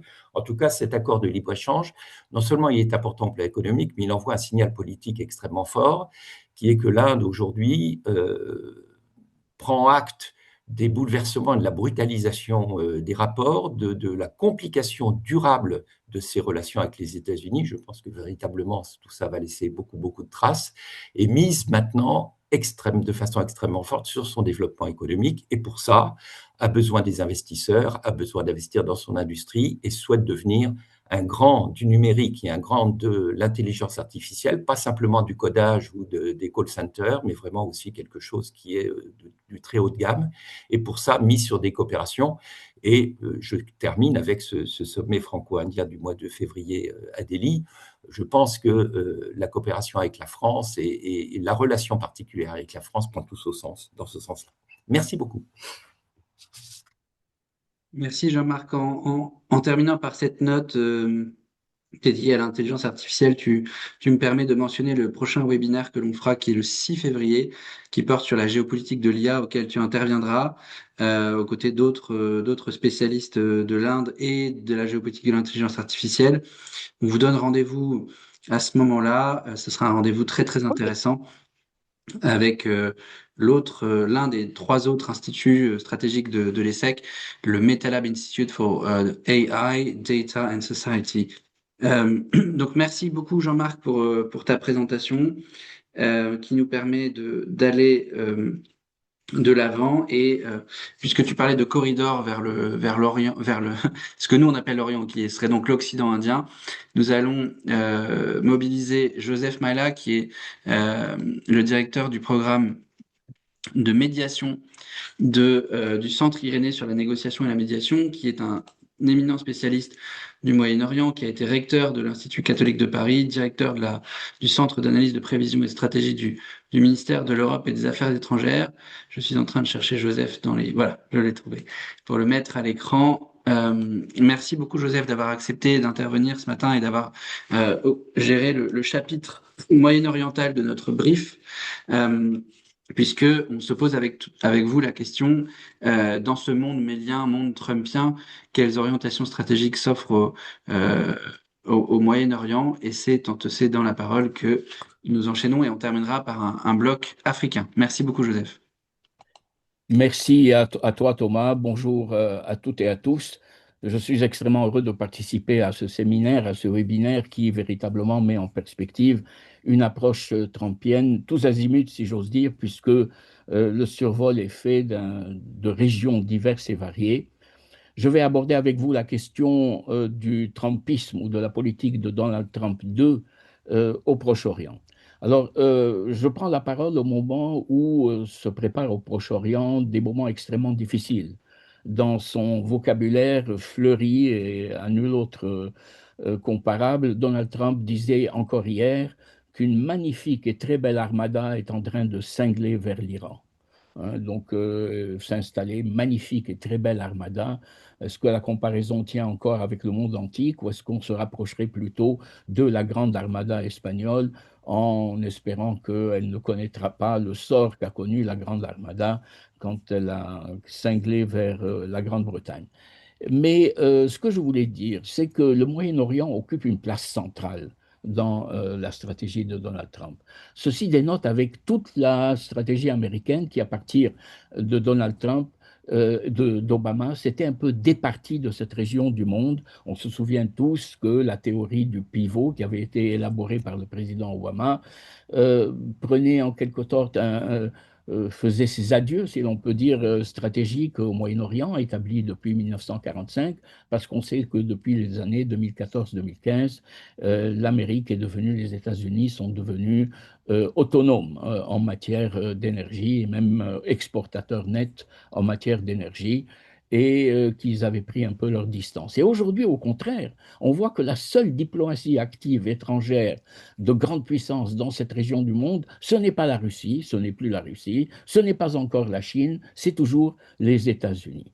Alors je voudrais inscrire mes propos dans la foulée de ce qui a été dit, simplement pour faire du Moyen-Orient un théâtre d'illustration de ce qu'est la politique de Trump et on va retrouver un petit peu tous les procédés, les approches, les attitudes qui caractérisent le Trumpisme appliqué à cette région du monde.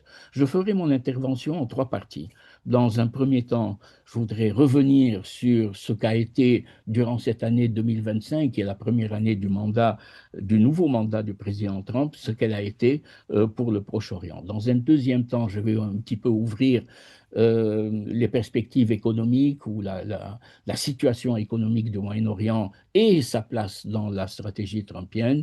Et merci à Thomas d'avoir rappelé que dans le brief, effectivement, il y a toutes les déclinaisons possibles de cette stratégie économique sur les différentes régions. Et puis, dans un troisième temps, je voudrais conclure sur ce que nous dit le trumpisme en matière de diplomatie à partir du Moyen-Orient. Mais vous verrez que mes conclusions ne sont pas différentes de toutes celles qui ont été émises jusque-là. Alors, qu'est-ce que le Moyen-Orient a été c'est mon premier point, dans la stratégie trumpienne de cette année 2025, première année du mandat? Je pense, et ce n'est pas lui faire un grand compliment, mais c'est faire d'abord un constat, je voudrais souligner la grande continuité de la politique trumpienne. On se souvient que quand il quitte son premier mandat, quand il termine plutôt son premier mandat, le président Trump lance quelque chose qui est un événement majeur depuis les accords d'Oslo, et même je pourrais remonter jusqu'à 1947-48, le plan de partage de la Palestine, qui est au fond des accords d'Abraham.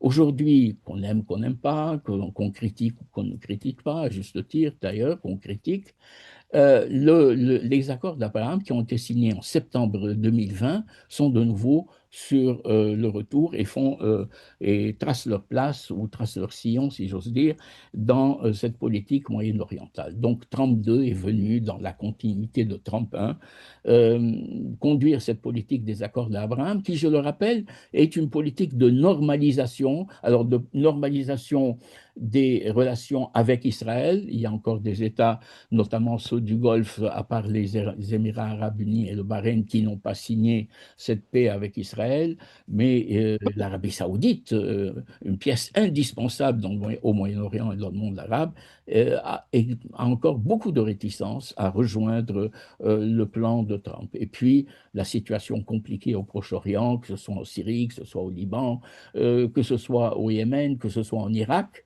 fait effectivement que le plan Trump, les accords d'Abraham, cheminent, mais cheminent extrêmement difficilement.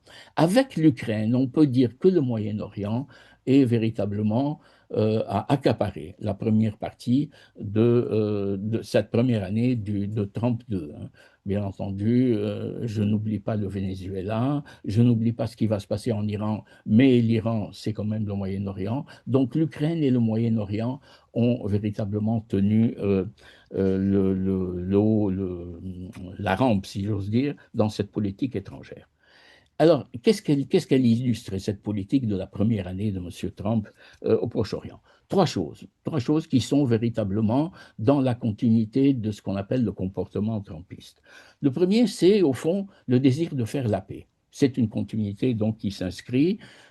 Simplement, je voudrais rappeler que c'est Donald Trump qui arrive à mettre un terme à la guerre à Gaza, qui impose les accords du mois d'octobre ou de novembre dernier, le cessez-le-feu, bien entendu, à Gaza, puis les 21 points qui sont aujourd'hui la feuille de route pour la sortie de crise à Gaza. C'est M. Trump aussi qui intervient de manière extrêmement forte en Syrie pour adouber le coup d'État du président Chara le 8 décembre 1924 et qui s'occupe activement de la situation sur le front syrien, sur le front libanais, où il parvient aussi, avec la médiation française et en coopération avec la France, à établir le cessez-le-feu au Liban. Donc on a une politique d'intrusion, en quelque sorte, au Moyen-Orient pour essayer d'apporter la paix.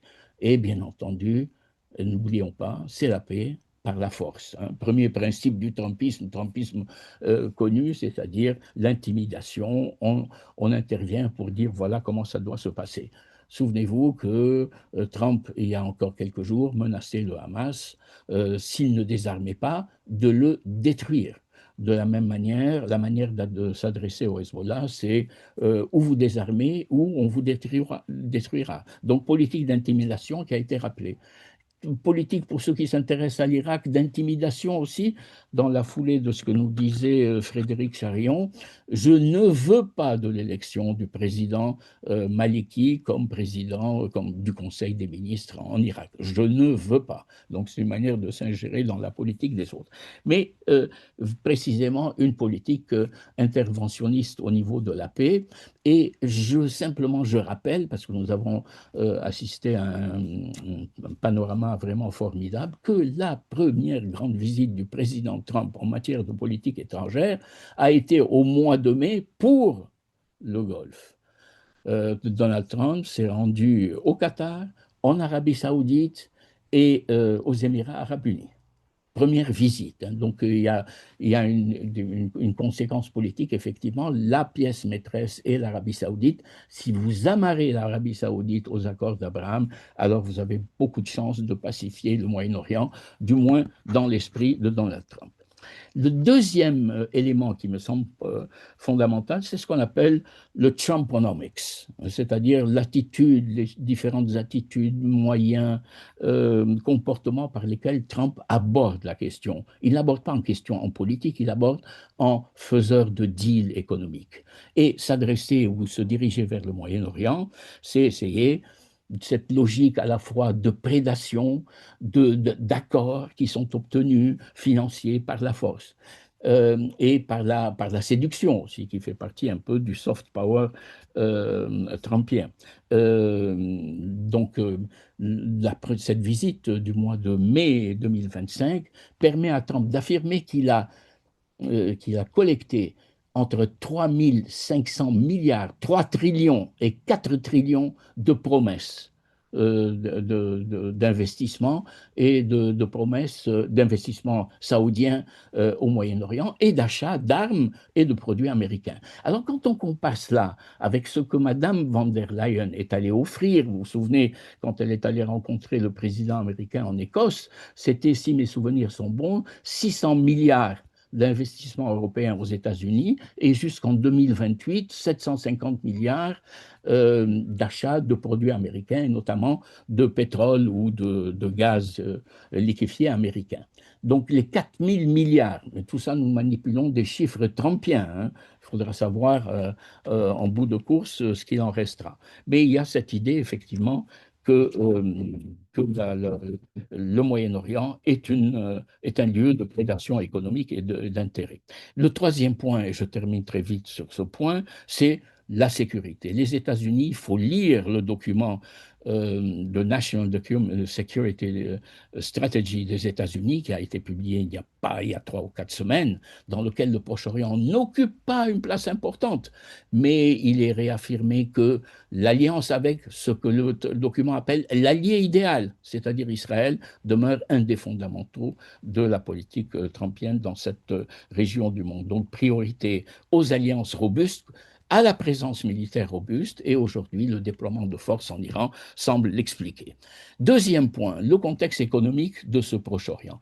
Il est double en quelque sorte, parce que c'est un monde ravagé et un monde très riche. Le monde très riche, bien entendu, c'est le monde du Golfe, vers lequel se dirigent les États-Unis de M. Trump, avec beaucoup d'espoir de relancer le commerce, de sécuriser le détroit d'Ormuz et de profiter de toutes les opportunités.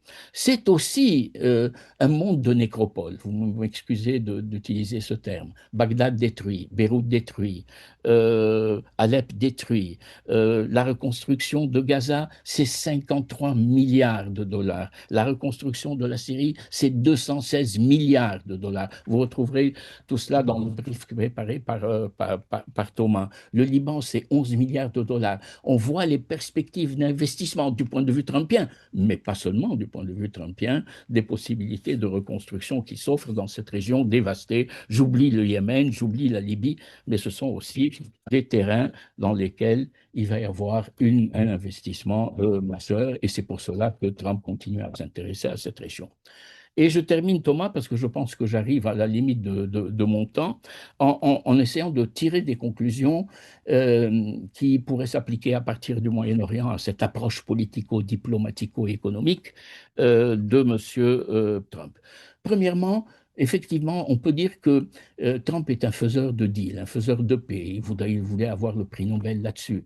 Mais c'est une paix volatile. Rien n'a été conclu de manière déterminante en matière de paix, que ce soit à Gaza. Je ne vais pas aller du côté de l'Arménie ou du côté du Congo ou du côté de l'Ukraine, mais effectivement, c'est le même type de paix un peu volatile, un peu en équilibre instable qui est établi, mal assuré. Et on ne peut pas dire que tout cela augure d'une stabilité à terme. Le deuxième point, c'est au fond, la politique étrangère de M. Trump est en train de se disperser. Je ne sais pas combien on peut tenir de front entre le Venezuela et le Golfe, en passant par l'Europe, en passant par l'Arménie, en passant par le Congo, de cette politique qui est au fond une politique d'opportunité, je ne veux pas dire opportuniste, mais d'opportunité, interventionniste, mais extrêmement prudente. Hein. C'est une politique du hit and run. Frappe et retire-toi, ne t'englue pas, ne te laisse pas engluer. Et le troisième point, c'est que je pense que Trump est en train d'inaugurer quelque chose de fatal pour les relations internationales. On voit souvent le terme de colonialisme, de néocolonialisme, d'interventionnisme. Moi, je dirais que Trump a inventé un nouveau style qui est ce que j'appellerais un interventionnisme de découplage. Trump fait la différence entre le régime politique et le régime économique. Ce qui intéresse M. Trump au Groenland, ce n'est pas les Groenlandais, c'est les minerais. Ce qui intéresse M. Trump en Ukraine, ce n'est pas les Ukrainiens, c'est les ressources minières qu'il y a dans ce pays. Ce qui intéresse M. Trump, ce n'est pas le type de régime qui va s'établir en Iran, mais c'est que les ayatollahs partent. La même chose pour M. Maduro. Le régime peut rester sans Maduro, mais pourvu que l'économie soit là. Qu'importe la politique, pourvu que le marché soit là. Et donc cet interventionnisme de découplage inaugure un style en politique qui nous fait effectivement dériver vers ce qui était un peu le credo européen, un peu Fukuyama, le marché plus la démocratie. C'est le marché sans la démocratie, si l'on peut dire, puisqu'on s'est éloigné de tout cela. Et avec l'utilisation du delenda est Carthago, nous allons détruire, avec une politique aussi d'intimidation qui marche, qui rappelle ce que disait Aurélien de Thomas Hobbes. Words without swords are but words. Les mots sans les épées ne sont que des mots. Hein. Bon, il faut espérer que le monde mélien, dont il donne un exemple frappant aujourd'hui, ne soit pas le fin mot de l'histoire. Le monde mélien n'est pas une fatalité. Beaucoup de moyens de résistance peuvent se faire, et notamment par le refus de l'acceptation de l'intimidation. Merci beaucoup. Excusez-moi si j'ai été un peu long.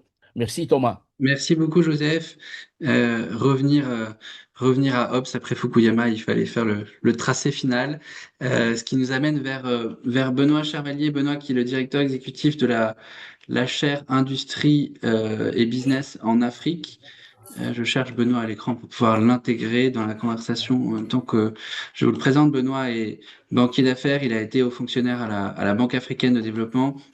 Il connaît parfaitement le continent africain puisqu'il est de toutes les parties, si j'ose dire, en tant que vice-président Afrique du MEDEF International et président du comité Afrique de Business Europe. Benoît, merci beaucoup d'avoir accepté aussi de contribuer à ce brief et à ce webinaire pour pouvoir nous interroger avec toi en guise de conclusion sur la façon dont ce monde trumpien, monde médien, est perçu, lu par l'Afrique avec un grand A. Et c'est toujours très compliqué de se prêter à cet exercice puisqu'il faut le rappeler, nous on a tendance à présenter le continent et ses 54 pays comme quelque chose d'unitaire, l'Afrique, et en réalité c'est un regard kaléidoscopique qu'il faut pour s'intéresser à ça, et c'est le tien que nous avons choisi. Merci beaucoup Thomas. Bonjour à toutes et à tous. Je suis très heureux d'être avec vous également ce matin pour finir finalement un peu ce tour du monde à travers les différentes régions et différents continents. Alors, mon propos va s'orienter essentiellement en deux grands points. Donc, tout d'abord, de rappeler que la relation entre le continent africain et en effet les Afriques, je pense, Thomas, tu viens de le rappeler, on ne cessera de dire qu'il n'y a pas une Afrique, mais il y a des Afriques. Donc, ces relations entre le continent africain et les États-Unis, en réalité, n'ont pas commencé avec l'administration Trump. Et donc, en guise d'introduction, je pense qu'il faut rappeler ce qui change, mais avant tout également ce qui n'a pas changé. Et ce qui n'a pas changé, c'est que justement le continent africain, sur ces dernières années, en réalité, n'a jamais été réellement la priorité stratégique des États-Unis, y compris sous l'administration Trump, sous l'administration Obama, pardon. Donc, on pourrait évidemment rappeler et nuancer ce propos, mais je prendrai un seul chiffre qui compte et qui est symptomatique pour ces relations, ce sont les relations commerciales, puisque le montant des relations commerciales entre les États-Unis et les pays africains, donc export plus import, c'est à peu près 70 milliards de dollars. Donc, si on le compare avec les relations commerciales, par exemple avec l'Union européenne, qui est et reste de très loin le premier partenaire commercial avec les pays africains, c'est un peu plus de 400 milliards d'euros en 2024. Donc 400 milliards pour les Européens, 70 milliards pour les Américains, et les Chinois, c'est un peu moins de 300 milliards de dollars. Donc ça illustre bien que, en dépit des initiatives, en dépit des actes, et je pense en particulier à ce qu'on appelle l'AGOA, donc c'est-à-dire ce traité commercial spécifique qui existe et qui a été créé il y a une vingtaine d'années, permettant de diminuer très fortement les droits de douane dans le cas du commerce américano-africain, en réalité entre une trentaine de pays africains et les États-Unis. On voit bien que cette relation n'a jamais été réellement une priorité stratégique majeure pour les États-Unis. Alors, une fois qu'on a dit ça, évidemment, il faut le nuancer puisque il y avait les agences de développement, l'USAID parmi la plus connue, il y avait l'initiative Power Initiative lancée aussi par le président Obama. Donc, tout ceci a été balayé par l'administration Trump et elle se caractérise, comme d'ailleurs ce qui a été dit par les intervenants précédents, par une brutalité, voire une violence et une approche qui est purement mercantiliste, pour ne pas dire vénale, dans le cadre de ces relations. Donc, Si on regarde maintenant les décisions qui ont été prises depuis un an, c'est-à-dire depuis le retour de l'administration Trump, on peut citer en effet la suppression de l'USAID et des agences de développement ou des agences onusiennes. Plus récemment encore, vous avez vu, alors ça ne concerne pas que l'Afrique, mais le retrait des États-Unis d'un peu plus de 80 organisations internationales. La saga aussi autour donc de l'AGOA, ce dont je parlais, hein, l'Africa Growth and Opportunity Act, donc cet acte commercial permettant d'assurer des tarifs préférentiels qui, le 12 janvier dernier, avait été prolongé de 3 ans par le Congrès. Et puis là, ces tout derniers jours, Trump a donné juste un sursis d'un an. Alors, une fois ce panorama un petit peu planté, je dirais, j'en vais à mon deuxième point, ce qui caractérise probablement ces relations, c'est l'ambivalence. L'ambivalence avec, d'une part, cette stratégie du deal qui a été illustrée notamment il y a quelques mois lorsque le président américain avait invité 5 pays africains qui a priori n'étaient pas ceux auxquels on pouvait s'attendre, hein, et on retrouvait notamment des pays d'Afrique de l'Ouest en particulier, des petits pays d'Afrique de l'Ouest, donc du Libéria, également la Mauritanie, le Sénégal, visant à mettre en œuvre cette stratégie du deal et qui a été là aussi identifiée dans d'autres régions avec des intérêts bien identifiés, des projets bien identifiés. On pourrait citer, pour prendre pas simplement l'Afrique de l'Ouest, pardon, le corridor Lobito, donc entre l'Angola, la RDC et la Zambie. Mais une fois qu'on a dit ça, derrière cette stratégie du deal, on retrouve encore une fois le fait que l'Afrique en tant que telle n'est pas une priorité et n'est pas considéré comme un acteur stratégique. Et ce qui me semble probablement l'exemple le plus éloquent, c'est ce qui s'est passé à Davos ces derniers jours, enfin la semaine dernière, et c'est ce qui s'est passé lorsque le président américain a lancé son fameux Conseil de la paix, Board of Peace, puisque aucun pays d'Afrique subsaharienne n'a reçu une invitation visant à rejoindre cette organisation. Seuls 2 l'ont reçu, qui sont des pays d'Afrique du Nord, l'Égypte et le Maroc, pour des raisons bien spécifiques et qui sont finalement plus portées par une logique liée à ces États, et en ce qui concerne l'Égypte, on va dire, à son trait d'union entre l'Afrique et le Moyen-Orient, et en réalité plus vu comme un pays du Moyen-Orient que réellement comme un pays africain. Mais aucun pays d'Afrique subsaharienne n'est inclus, ce qui relève bien justement et qui illustre bien le fait que l'administration Trump ne considère pas les pays africains comme des acteurs importants sur la scène internationale. Très récemment encore, pour illustrer toujours ce que je suis en train de dire, c'est dans le cadre de la présidence du G20. Vous savez, l'année dernière, s'est tenue pour la première fois une présidence du G20 par un pays africain, qui était l'Afrique du Sud. Cette année, ce sont les États-Unis. Et qu'est-ce que Trump a annoncé au tout début de cette nouvelle présidence? C'est que précisément, il ne voulait pas inclure l'Afrique du Sud dans ce cadre-là, alors pour des motifs qu'il a pu répéter ces derniers mois, notamment liés à la soi-disant politique sud-africaine et du président Ramaphosa à l'égard des fermiers blancs. Donc une espèce de mix entre une considération de politique intérieure et de politique extérieure, et qui atteste là aussi cette approche-là.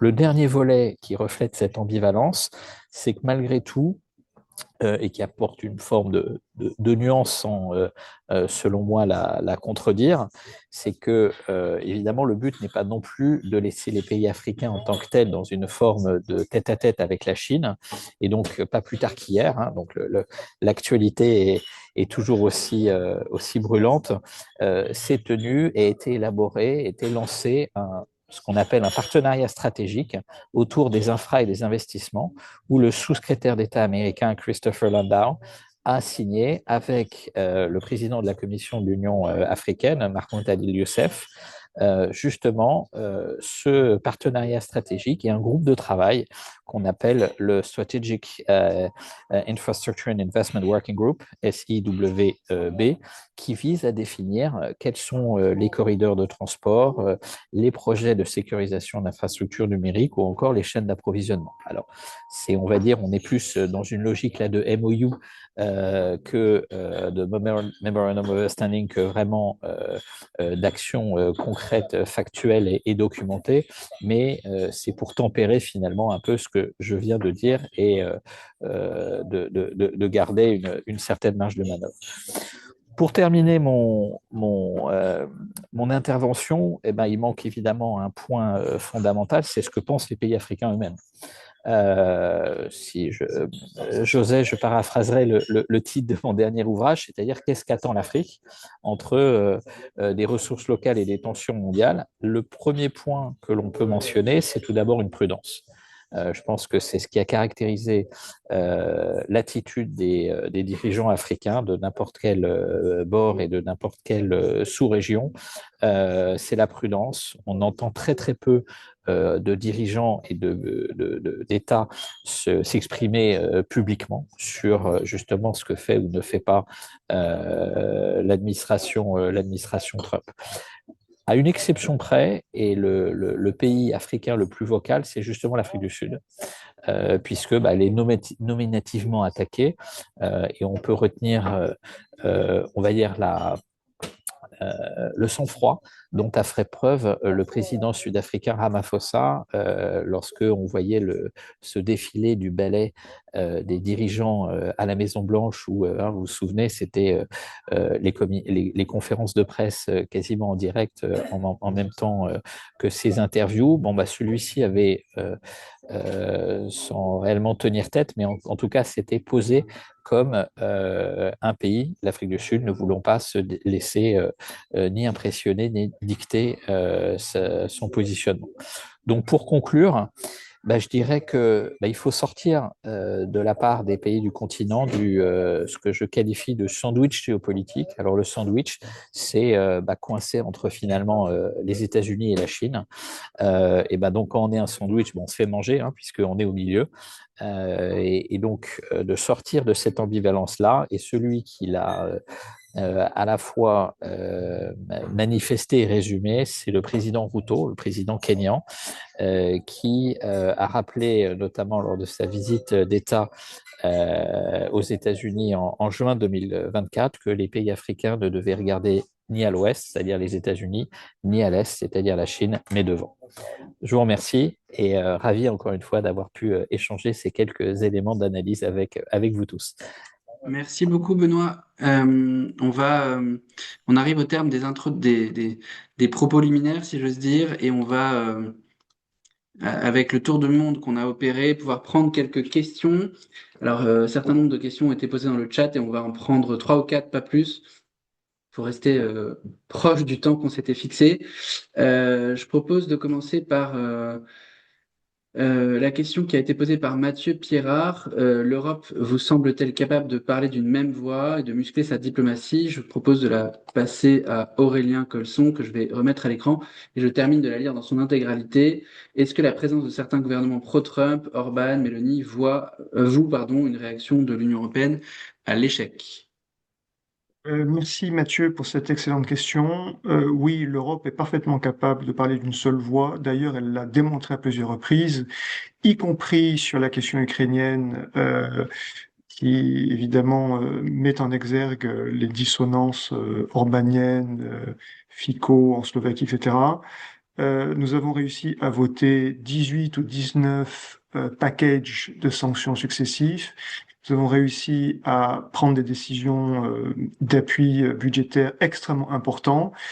Et tout ceci s'est fait soit en obtenant l'accord des pays en question, soit lorsque il bloquait et que l'unanimité était requise, finalement l'unanimité a été constatée à un moment où Orban était commodément sorti de la pièce. Voilà, donc on sait faire. On l'a vu également sur le Groenland. Une des raisons qui fait que Trump a finalement été forcé de reculer sur le Groenland, ça a été l'alignement parfait entre les pays européens les plus directement concernés. Il n'y avait pas les 27, mais il y avait en tout cas ceux qui, sur cette question-là, devaient répondre présent. Donc on en est capable, mais ça implique d'abord et avant tout cette prise de conscience, cette lucidité que oui, nous devons réagir. Et après, on sait faire. De la même manière que au moment du Covid, on a été capable, en un temps record, de prendre des décisions jamais prises auparavant, notamment d'appui budgétaire avec des instruments financiers un peu nouveaux.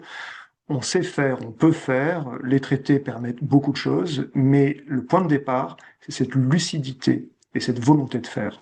Comme on l'a souvent dit, quand il y a une volonté, il y a toujours un chemin sur les questions européennes. Merci beaucoup Aurélien. On va prendre la question de Lise Barman et je pense qu'on va l'adresser à Benoît s'il le peut. La question est la suivante. Ne peut-on pas voir dans la relation brutale entre Trump et l'Afrique du Sud une façon dont Trump traite la démocratie, puisque, au dire de Lise, l'Afrique du Sud serait la dernière démocratie du continent africain. Il y a beaucoup de sous-jacents dans la question. Benoît, si tu veux bien la prendre, elle est épineuse. Merci beaucoup. Pardon. Merci beaucoup pour la question. Alors, en effet, l'Afrique du Sud d'abord est un grand pays, hein. Je rappelle que c'est le pays le plus mature qui a une histoire propre que tout le monde connaît liée à l'apartheid et à l'arrivée de Nelson Mandela.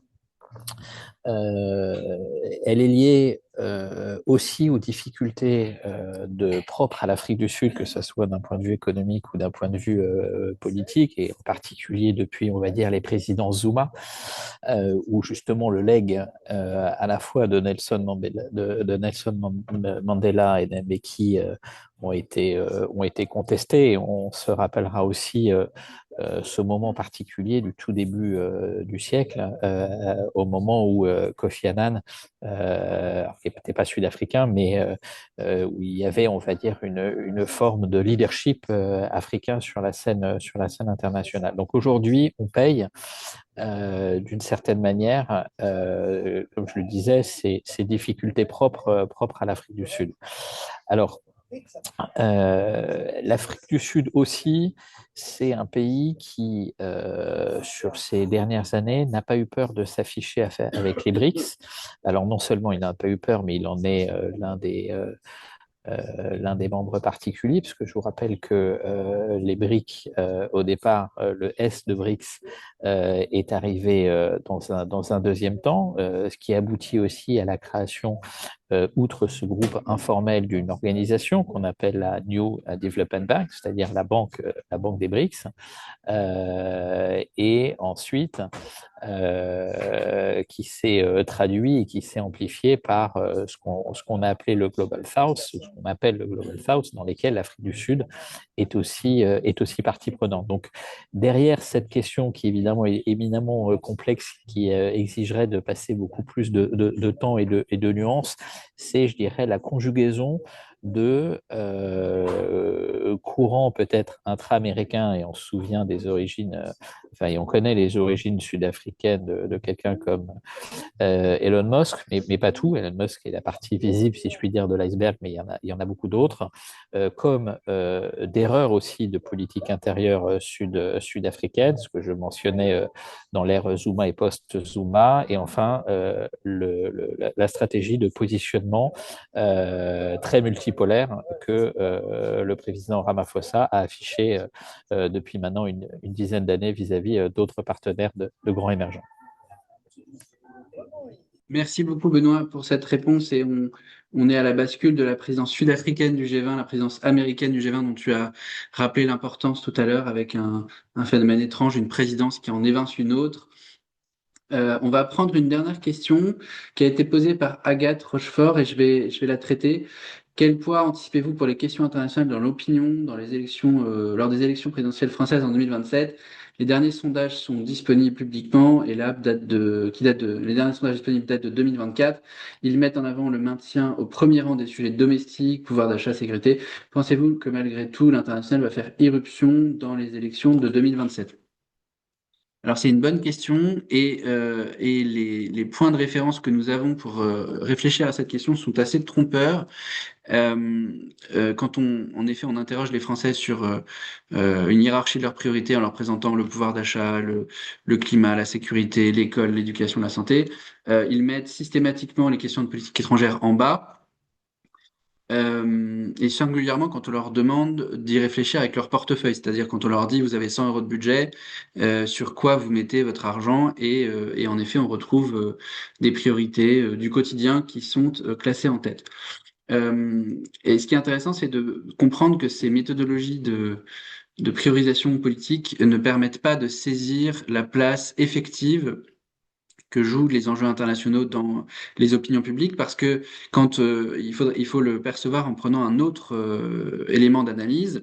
Les éléments d'analyse les plus intéressants dans l'opinion publique sont en réalité les analyses qui permettent de cerner les émotions qui agitent l'opinion publique et qui structurent les comportements électoraux. La peur, la colère, le ressentiment, etc., etc. Et les sondages qui s'intéressent aux émotions politiques qui structurent les comportements électoraux reflètent systématiquement une place beaucoup plus importante des enjeux internationaux dans l'opinion publique et dans les choix politiques qui sont faits, notamment parce que la,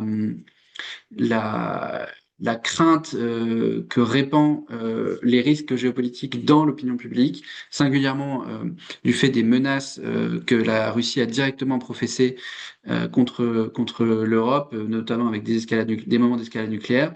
Ces moments-là sont parfaitement perceptibles et ils ont boosté le sentiment de peur à la première place des émotions politiques qui structurent les comportements électoraux, et ils ont également abondamment nourri la colère face à une forme d'impréparation des politiques publiques pour faire face à l'adversité dans laquelle ce monde mélien nous place. Donc voilà pour répondre à votre question, Agathe, et je termine là avec les jeux de questions-réponses qui ont été posés pour pouvoir passer la parole à Czedomir Nestorovic, qui est le co-directeur académique de l'Institut Géopolitique et Business, qui est co-directeur académique basé à Singapour, puisque l'Institut opère à l'échelle tricontinentale sur les 3 campus, dont 3 continents où l'ESSEC est implanté. Czedomir, si tu veux ramasser, synthétiser nos échanges, et ça serait super. Merci beaucoup. Merci beaucoup, Thomas. Salutations de Singapour. Je suis vraiment très content de participer à ce webinaire, puisqu'il démontre toute la richesse que nous avons à l'ESSEC. Contrairement peut-être à d'autres institutions, la géopolitique à l'ESSEC, ce n'est pas un one-man show. Nous avons un vrai écosystème, nous avons vraiment une brochette de spécialistes, d'experts dans tous les domaines, et la guilde des professeurs que nous avons également à l'ESSEC permet également d'élargir sur d'autres départements. Ce qui veut dire que nous sommes capables, dans un monde comme celui-ci, d'avoir des regards qui sont complémentaires et des regards qui sont très riches en termes d'apport. Cet apport peut être théorique, mais il peut être également très pratique. Donc, je suis vraiment très, très satisfait de voir la brochette de mes collègues qui sont intervenus jusqu'à présent. Alors maintenant, en ce qui concerne une conclusion, ça va être très difficile puisque nous avons couvert pas mal de régions dans le monde. Je retiens peut-être une ou deux choses. La première chose, c'est la référence culturelle. Et je pense que la référence culturelle, elle est arrivée tout de suite avec les propos liminaires en ce qui concerne la référence à Thucydide, mais également en ce qui concerne la référence au monde kantien et au monde hobbesien. Donc, ce sont des références qui sont assez importantes puisque dans la région du monde où je me trouve, c'est-à-dire l'ASEAN c'est 700 millions de personnes, la question est de savoir est-ce que l'Occident existe, dans le sens où si les États-Unis se découplent vis-à-vis de l'Europe occidentale ou de l'Europe tout court, est-ce que la notion de l'Occident va continuer à exister? Et ils sont un peu déboussolés, puisque comme vous l'avez rappelé à plusieurs reprises, la globalisation ou la mondialisation, elle s'est bâtie sur un désir, elle s'est bâtie sur un rêve, elle s'est bâtie sur une ambition. Et cette ambition, ça a été de retrouver tout le monde. Et le moteur de tout cela, ça a été l'Occident. Et donc, si l'Occident lui-même n'existe pas, les autres pays, ils sont un peu déboussolés. Ça, c'est le premier point. Le deuxième point, c'est de dire que si l'Occident n'existe pas, est-ce que les valeurs qui sont représentées par l'Occident continuent à être importantes? Est-ce qu'elles continuent à être décisives? Ou bien est-ce que maintenant, il faut revenir sur d'autres valeurs, notamment des valeurs qui ne sont pas basées sur des règles de droit, mais des valeurs qui sont basées sur des règles de puissance? Et donc ça, c'est une deuxième question que tout le monde se pose, soit en ASEAN, soit ailleurs, quand on regarde ce qui se passe ailleurs. Donc, on se retrouve à une croisée des chemins pour tous les autres pays. Là, je fais référence au titre de Lénine, Que faire en 1902, lorsqu'il avait projeté la révolution bolchevique. Donc la question est maintenant pour tous les autres pays de se positionner. Alors je reprends ce que mon collègue Aurélien indiquait, les cavaliers de l'Apocalypse. Alors, il en a cité 4. Là, il y en a 3 qui sont extérieurs à l'Union européenne. Et tout le monde se positionne par rapport aux 3 cavaliers de l'Apocalypse. Donc, la question est de savoir comment on se positionne. Et tous les autres pays estiment que ce sont des pays soit de moyenne puissance ou de petite puissance. Alors, si nous sommes des pays de moyenne et petite puissance, évidemment, il y a un rapport de grandeur vis-à-vis des autres. Et la question est de savoir comment se positionner. Donc, ce positionnement, je reprends le terme qui a été utilisé par Philippe Lecor, c'est-à-dire, est-ce que nous sommes indispensables? Car si nous sommes indispensables en tant que groupe, donc un groupe, ça peut être l'Union européenne, un autre groupe, ça peut être l'ASEAN. Donc si nous sommes indispensables en tant que groupe, ça veut dire que personne parmi les 3 cavaliers de l'Apocalypse n'a intérêt à nous descendre, n'a intérêt à nous détruire. Et au contraire, chacun des cavaliers a intérêt à nous tenir en selle. Et chacun des cavaliers a intérêt à nous préserver, combien nous sommes. Donc ça, c'est au niveau multilatéral, au niveau du groupe. Et ensuite, la question se pose au niveau de chaque pays. Et c'est une question essentielle pour Singapour. Singapour est un petit pays. Nous avons un campus ici depuis 20 ans. Et donc, la question qui se pose pour Singapour, que faire par rapport aux géants qui sont juste à côté? D'un côté la Chine, de l'autre côté les États-Unis. Et c'est cette notion de pouvoir se présenter comme un pays indispensable est quelque chose qui est vraiment au cœur de la présence et au cœur de la stratégie ici que nous avons à Singapour. Alors Thomas, je sais que nous avons un peu dépassé le temps. Je voudrais encore une fois remercier tout le monde pour sa participation. Je vois également des gens qui sont dans l'assistance, comme Vincent Baraillé, par exemple, qui enseigne également la géopolitique à l'ESSEC. Donc, je suis vraiment content de retrouver l'écosystème. Je suis vraiment content de retrouver toute cette assemblée de personnes qui s'intéressent à la géopolitique. Et je vous invite à venir à tous les autres webinaires que nous avons. Et je pense que Thomas va se faire l'écho de cela. Thomas, à toi. Merci beaucoup, Tchédomir. Le soleil ne se couche jamais sur l'Institut géopolitique et business de l'ESSEC et Tchomir, on est notre ambassadeur oriental. On a mentionné Thucydide, Kant, Hobbes, Fukuyama, Lénine avec sa grande question, Staudilat dont tu reparlais à l'instant, Tchédomir. Il faudrait pas qu'on subisse le malheur, l'aphorisme que Primo Levi écrit dans Si c'est un homme. La culture générale, c'est ce qu'il nous reste quand il ne nous reste plus rien. Ça serait une formule malheureuse pour conclure ce webinaire sur la question monde trumpien, monde mélien, un monde sans l'Europe. Il ne faudrait pas on aboutisse nous-mêmes à conclure un monde sans l'Europe. Pour pouvoir ne pas conclure ça, nous avons passé en revue 6 perspectives régionales qui nous permettaient de faire un diagnostic étayé, la façon dont la puissance américaine se désinhibe et comment est-ce qu'elle amplifie cela, ce faisant la brutalisation du monde et ses conséquences économiques dévastatrices, un panorama plus large des menaces géopolitiques qui pèsent sur l'économie européenne, la façon dont la Chine opère sa stratégie de découplage offensive face à une administration Trump qui lui est paradoxalement assez contradictoire, l'ambivalence de l'Inde par rapport à un monde trumpien qui l'a froissé et qui l'invite à développer son industrie et ses partenariats. Un Moyen-Orient qu'il faut relire à l'aune des accords d'Abraham et la nécessité pour Trump de connecter en profondeur avec l'Arabie. Et enfin, une perception extrêmement diffuse, en tout cas extrêmement discrète, de ce monde trumpien par les États africains, se concentrer sur leur stratégie d'industrialisation par l'exploitation locale de leurs ressources et du sous-sol. Et pour ça, un immense merci à Frédéric Charillon, Aurélien Colson, Jean-Marc Fenet, Philippe Lecor, Joseph Maïla et Benoît Chervalier. Ce travail webinaire nous a permis de vous restituer la partie analytique et le kaléidoscope géographique qui est au cœur de ce brief géopolitique et business, et il nous permet en fait, ce brief, de faire émerger les 5 grandes caractéristiques de la post-mondialisation, et c'est une invitation à la lecture: la démultiplication des stratégies d'influence, d'ingérence et d'intimidation, y compris sur les intérêts de sécurité économique, la montée en puissance des opérations de guerre économique, l'arsenalisation des dépendances critiques par les puissances méliennes, la compétition mondiale pour capter les capitaux, l'épargne, l'investissement, alors qu'une guerre monétaire pourrait s'ajouter à la guerre commerciale déjà lancée par Trump, et évidemment les stratégies de prédation économique, singulièrement celles qui ont été déployées par Washington et par Pékin pour prendre le contrôle de ressources minérales ou énergétiques.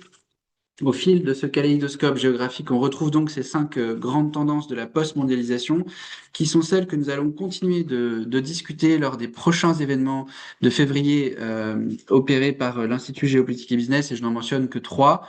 Dès le 5 février, on se retrouve à la Maison des ESSEC grâce au Club ESSEC Alumni Droit, le Cercle de la Conformité, l'Institut français de l'audit et du contrôle interne, avec qui nous travaillons sur la question de la géopolitique et de la conformité. S'il y a des juristes dans la salle, c'est évidemment un rendez-vous à ne pas manquer.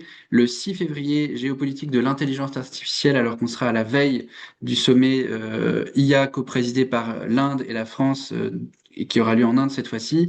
Et le 18 février, géopolitique de la médiation, de nouvelles puissances médiatrices, de nouvelles puissances prédatrices. C'est ça qui nous intéressera pour ce dernier rendez-vous de février, puisqu'après il y a les vacances et on ne vous embêtera plus. Mais là, on vous propose déjà un programme d'une très grande densité, qui comporte aussi de la lecture, je l'ai dit, et la possibilité de participer à ce certificat exécutif géopolitique, business, risque, stratégie, leadership. Les inscriptions sont ouvertes, c'est éligible au CPF, ça peut vous concerner si vous êtes des cadres et des cadres dirigeants qui avaient envie de rentrer dans cette grille de lecture géopolitique indispensable pour faire valoir, défendre, rendre compétitif votre modèle économique. La première cohorte se réunira en mai. L'ESSEC pionnière lance cette toute première formation exécutive. Il n'y en a pas d'autres équivalentes sur le marché de la formation. Alors profitez-en pour retrouver les experts que vous avez entendus aujourd'hui. Profitez-en pour vous former et pour vous assurer que votre entreprise s'intègre bien dans cette compétition stratégique qu'on a décrite aujourd'hui. Merci beaucoup à tous. Excellente journée et à très bientôt avec l'Institut Géopolitique et Business de l'ESSEC.